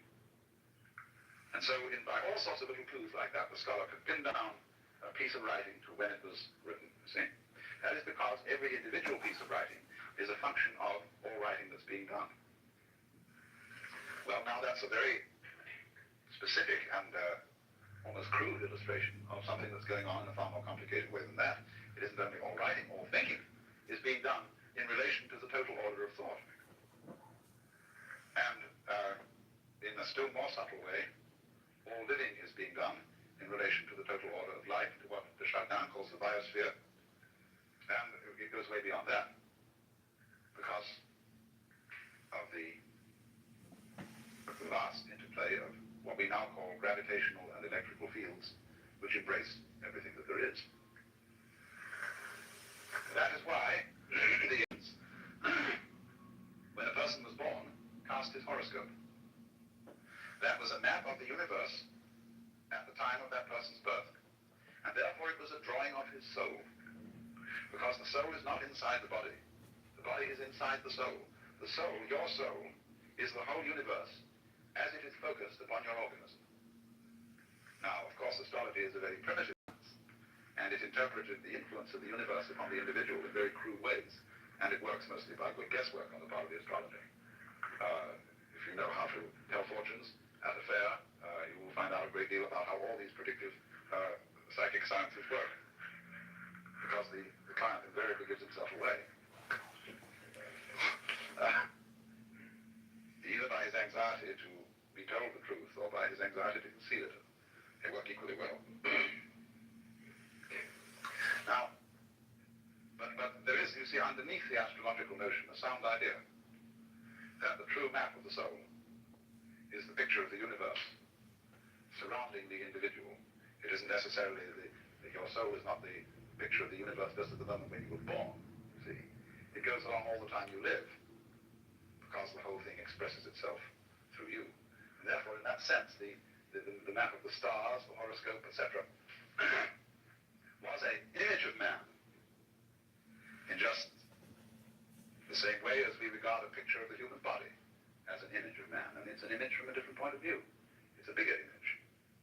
It shows, in other words, that your mind is very largely outside your body. After all, it's inside too. It's simultaneous. You see, I cannot think. I can't have a mind without seeing, feeling, and relating to other people. Without all the social institutions, not only language, but the laws, the customs, the gestures, the rituals by which we relate to each other. All those things compose the mind. For the mind is a huge network of relationships and interconnections at a high level of sensitivity. Mind and matter are, of course, polar. They go together. They're two ways of thinking about the same thing, or shall we say two dimensions of the same thing, just like length and breadth, or just, shall we say, like shape and color. You see, nobody ever saw a shape that wasn't colored. Nobody ever saw a color that wasn't shaped. And yet we can see there's a very clear difference between color and shape. But they always go together. They're always found together. Well, it's the same sort of relationship between mind and matter. And the difficulty that people have in trying to reduce one to the other and saying, well, the world is only material, or saying, on the other hand, that it's only mental, is the same difference you would have in trying to reduce all shapes to colors or all colors to shapes. So perfectly, and yet stay so marvelously different. That's why the Buddhists say, difference is identity. Identity is difference. It sounds goofy, but it makes a great deal of sense, because what it's saying is a relational thing. That you don't know what identity is unless you know what difference is, and you don't know what difference is unless you know what identity is. That relationship between so-called opposites is called in the Chinese technical Taoist vocabulary mutual arising. So they say to be and not to be arise mutually. High and low are mutually posited. Long and short are mutually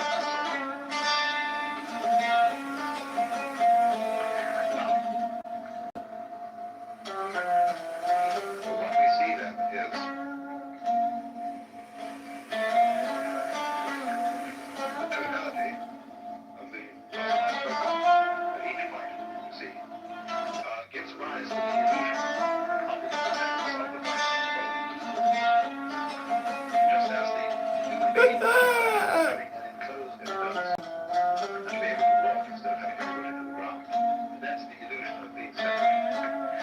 kiss from you.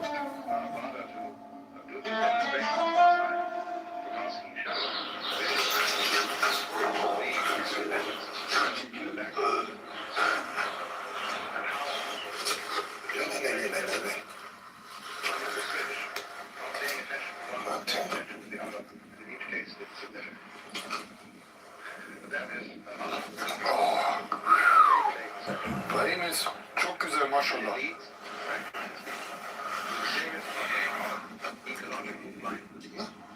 Ya gitme. Gitme.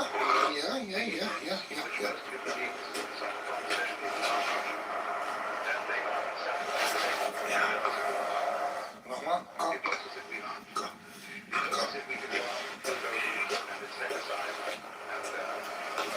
Ja, gut. Ja. Ja.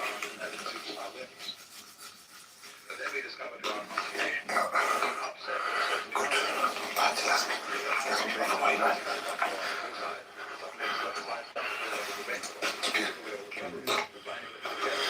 Gut.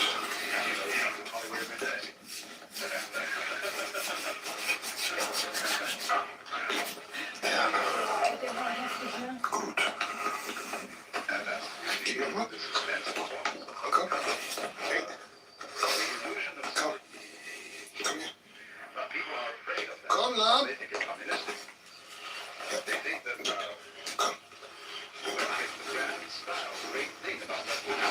Nein, guck mal nach vorne. Nach vorne gucken. Ja. And we have created the ideal of personal integrity. That is to say that the most important thing in the world is the individual.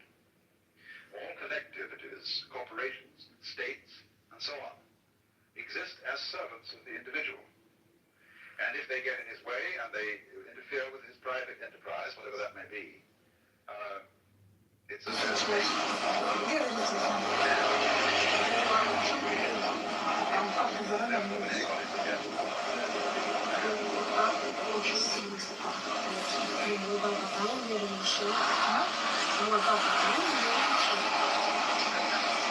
За рулем поездить и зачем? За рулем я зачем? Ты открывай? Ты понимаешь, что это? Зови папу. В смысле зачем? Я сейчас полицию вызову. Зови папу.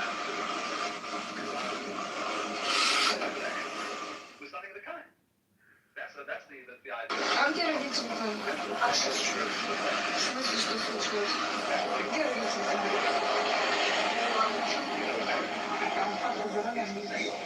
So polite.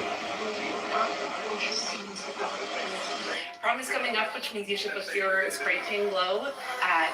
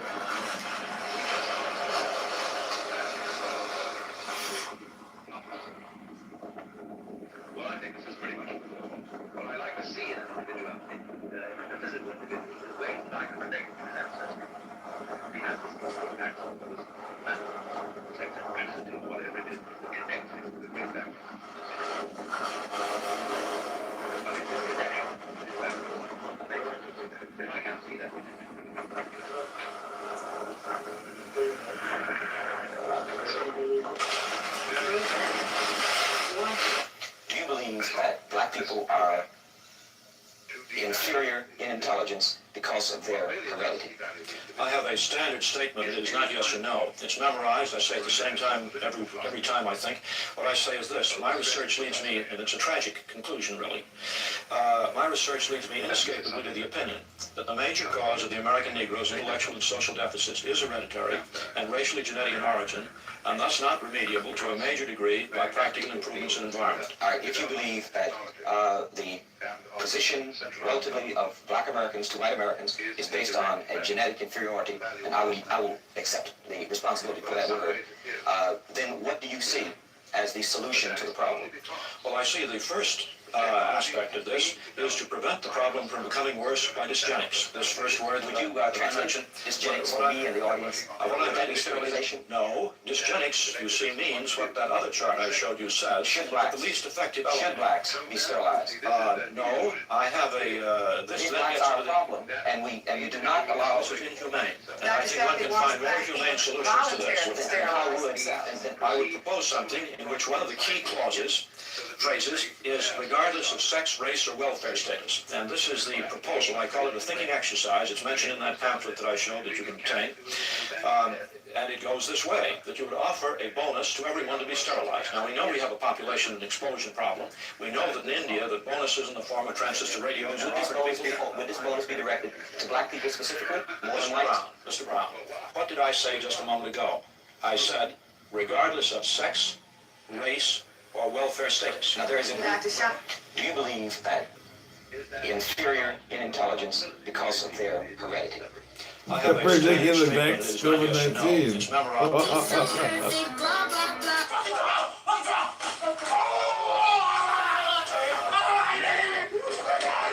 No matter how much water I drink on active days, I just know my body doesn't get it. This is my Vegas funhouse.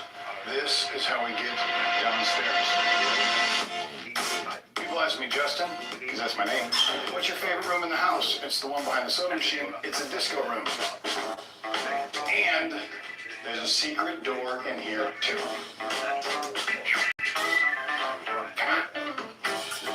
Where'd you go? Okay, yeah, this door right here, doorknob, is not for the door. The doorknob is for the wall, and the wall becomes a door. Go in. It's gonna be a little dark. There's a red button.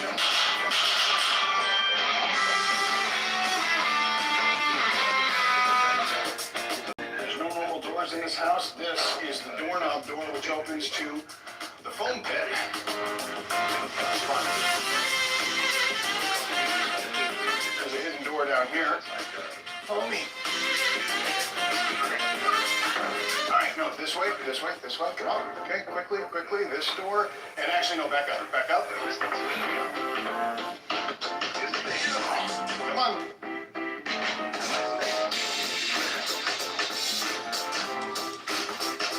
This picture frame wall is actually a secret door. You have to get to it through another secret door. We'll get there. Don't miss the scene. There's a lot of stuff hidden behind the pictures, like this. It's a safe. You know what you keep in here?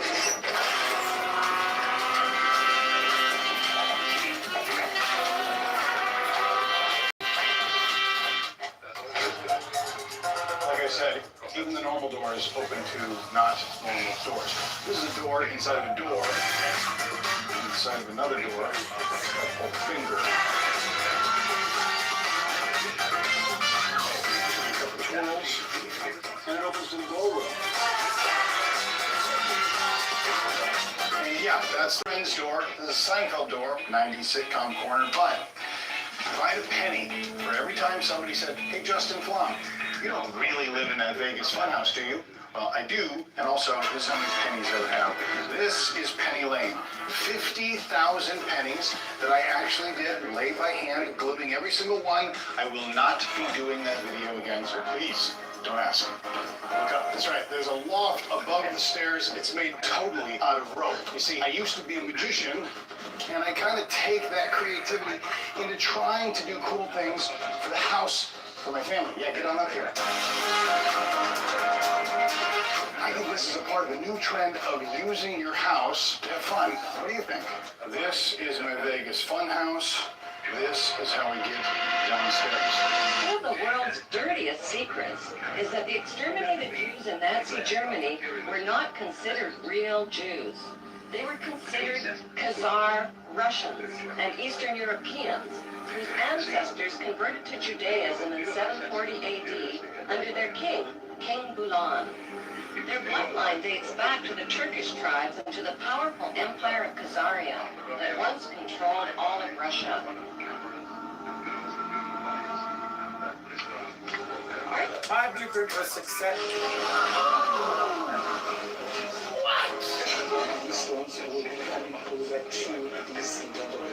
So this one my face hidden, eh?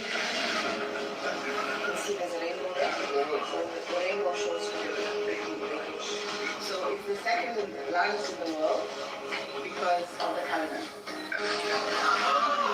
Let's talk about what nobody wants to say out loud. Yes, some people regain the weight after GLP-1. Not because the medication stopped working, but because there was never a long-term plan in place. If you lose weight without... The Hussein's twin daughters are now 3 years old. Their sons, aged 10 and 8, will soon return to their English prep school. Put his leg out, I tripped, and God gave my skill. By instead taking my face.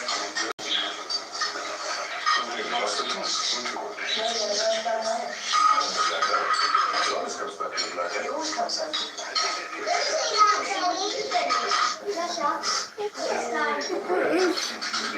But the decision to educate the young princes in England has led to violent attacks on Hussein from Arab nationalists both inside and outside Jordan. I believe that an Arab, if he is in any part of the world, remains an Arab. You need to protect this guy. More time. I have... Hey, life's a joke, everything's correct, but here's a video of Ben Shapiro knocking himself out with a punching bag in high school. Enjoy it.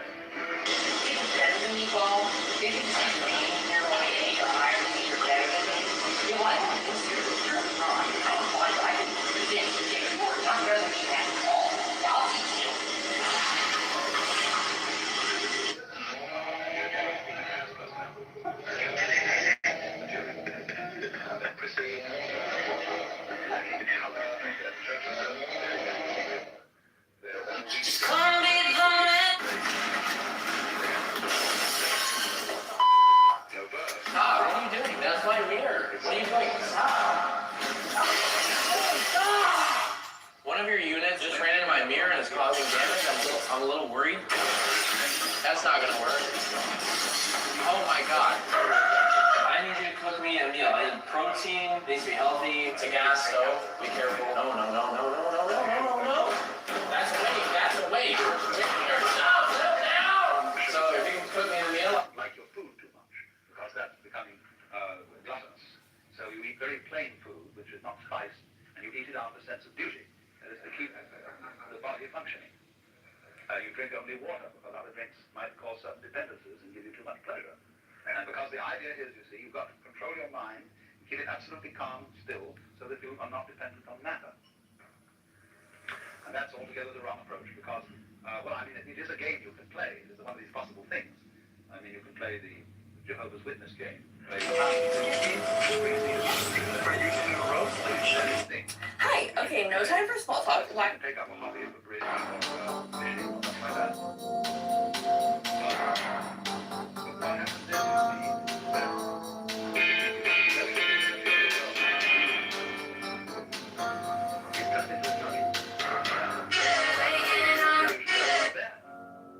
I ought not to be under this illusion.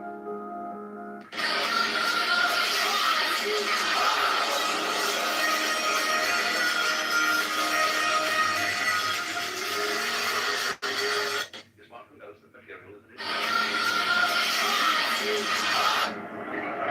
Der Völkerstreit und Hass untereinander, wird gepflegt von ganz bestimmten Interessenten. Der gekettet an seine Heimat ist er gebunden an die Lebensmöglichkeiten seines Staates. Der Völkerstreit und Hass untereinander. Will you maintain and preserve inviolably the settlement of the Church of England and the doctrine, worship, discipline and government thereof, as by law established in England? And will you preserve unto the bishops and clergy of England and to the churches there committed to their charge all such rights and privileges as by law do or shall appertain to them or any of them? All this I promise to do. The things which I have herebefore promised, I will perform and keep. So help me God. Material is an illusion, but a great illusion. And the point is to swing it. King Clown. With one hand, or to get stuck on it in the other. Then you can play with it. It's like a wheel going round. If the wheel is too loose on the axle, it wobbles all over the place. If it's too tight, it won't revolve. Will you kind of sit loose, you see, to this thing. Too loose, though. Will you maintain and preserve inviolate?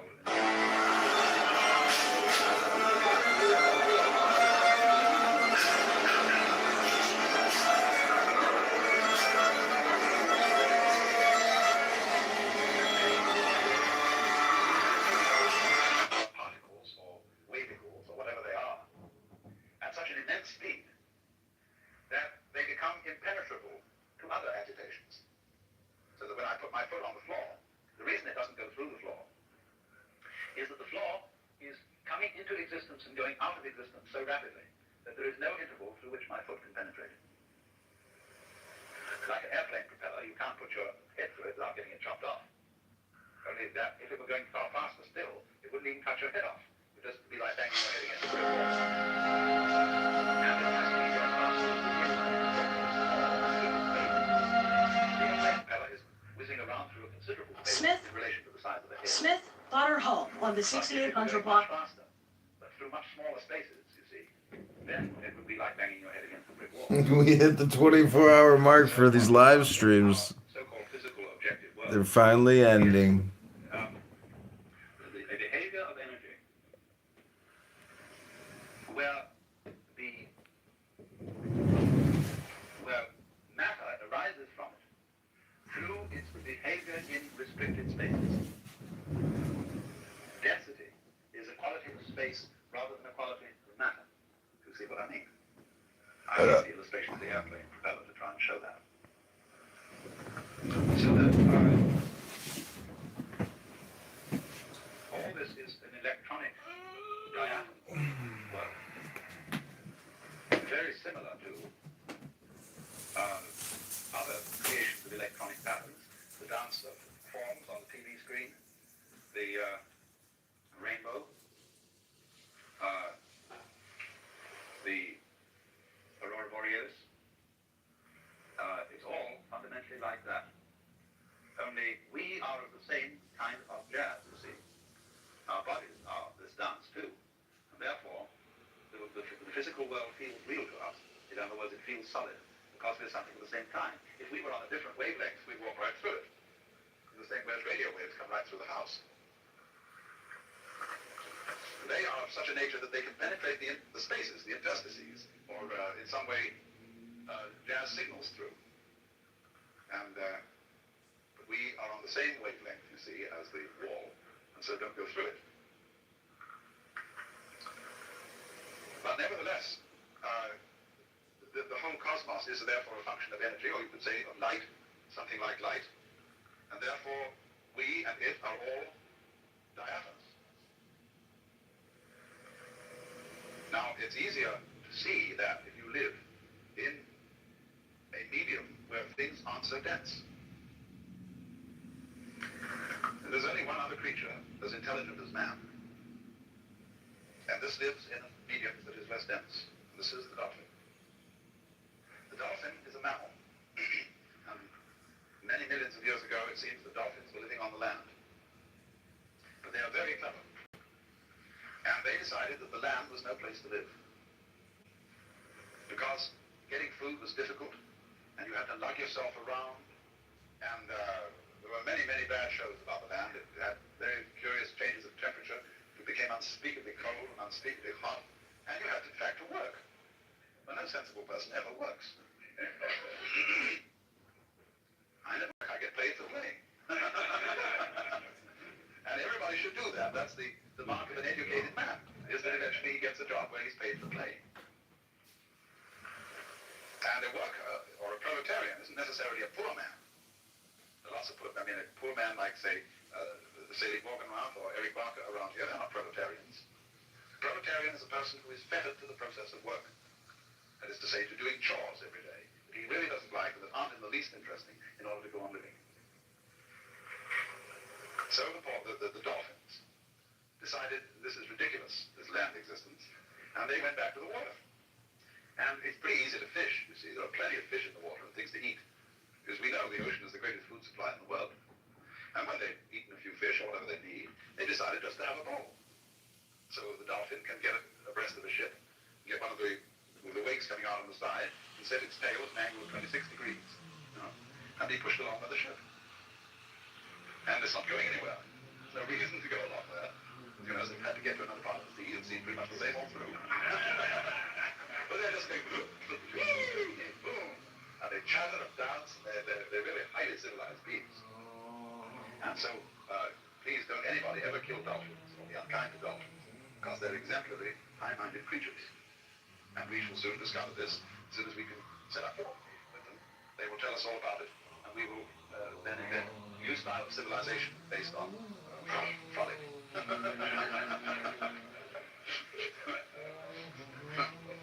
But you see, they dance in the mode of water.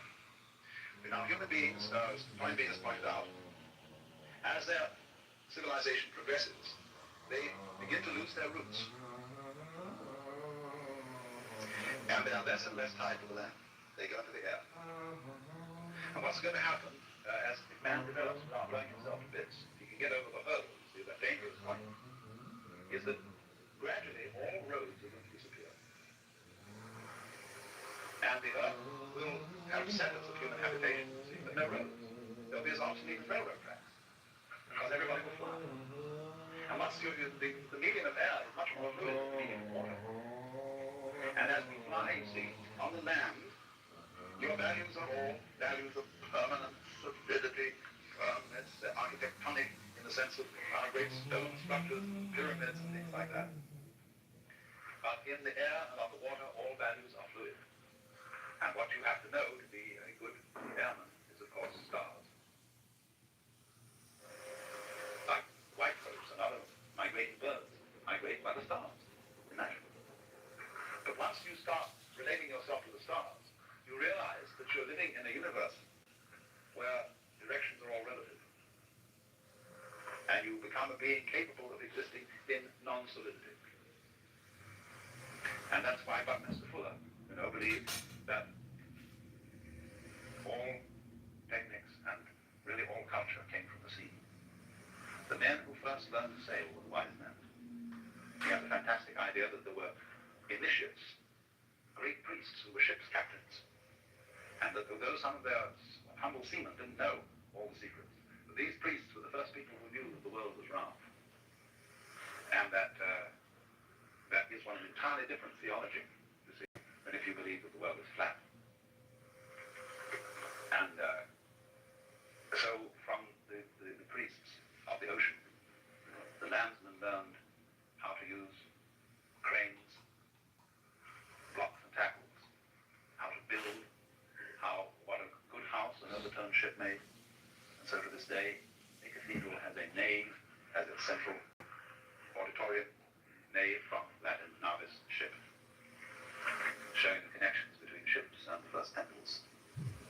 And so Fuller goes on to say, now if you're a good architect, as the ancient architects learned from the ocean, first thing you should do when you get through architectural school is go and work in an airplane factory.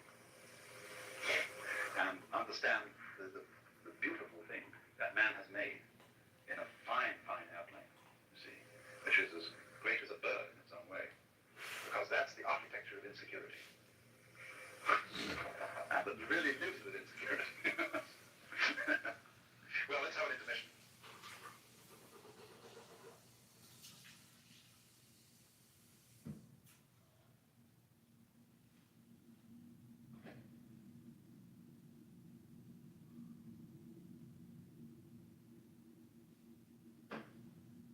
So then I was talking to you this morning about the dynamics of energy,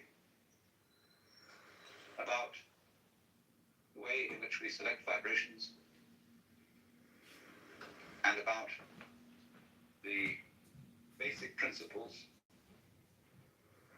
of meditation as it is understood in yoga and in Buddhism and in Zen,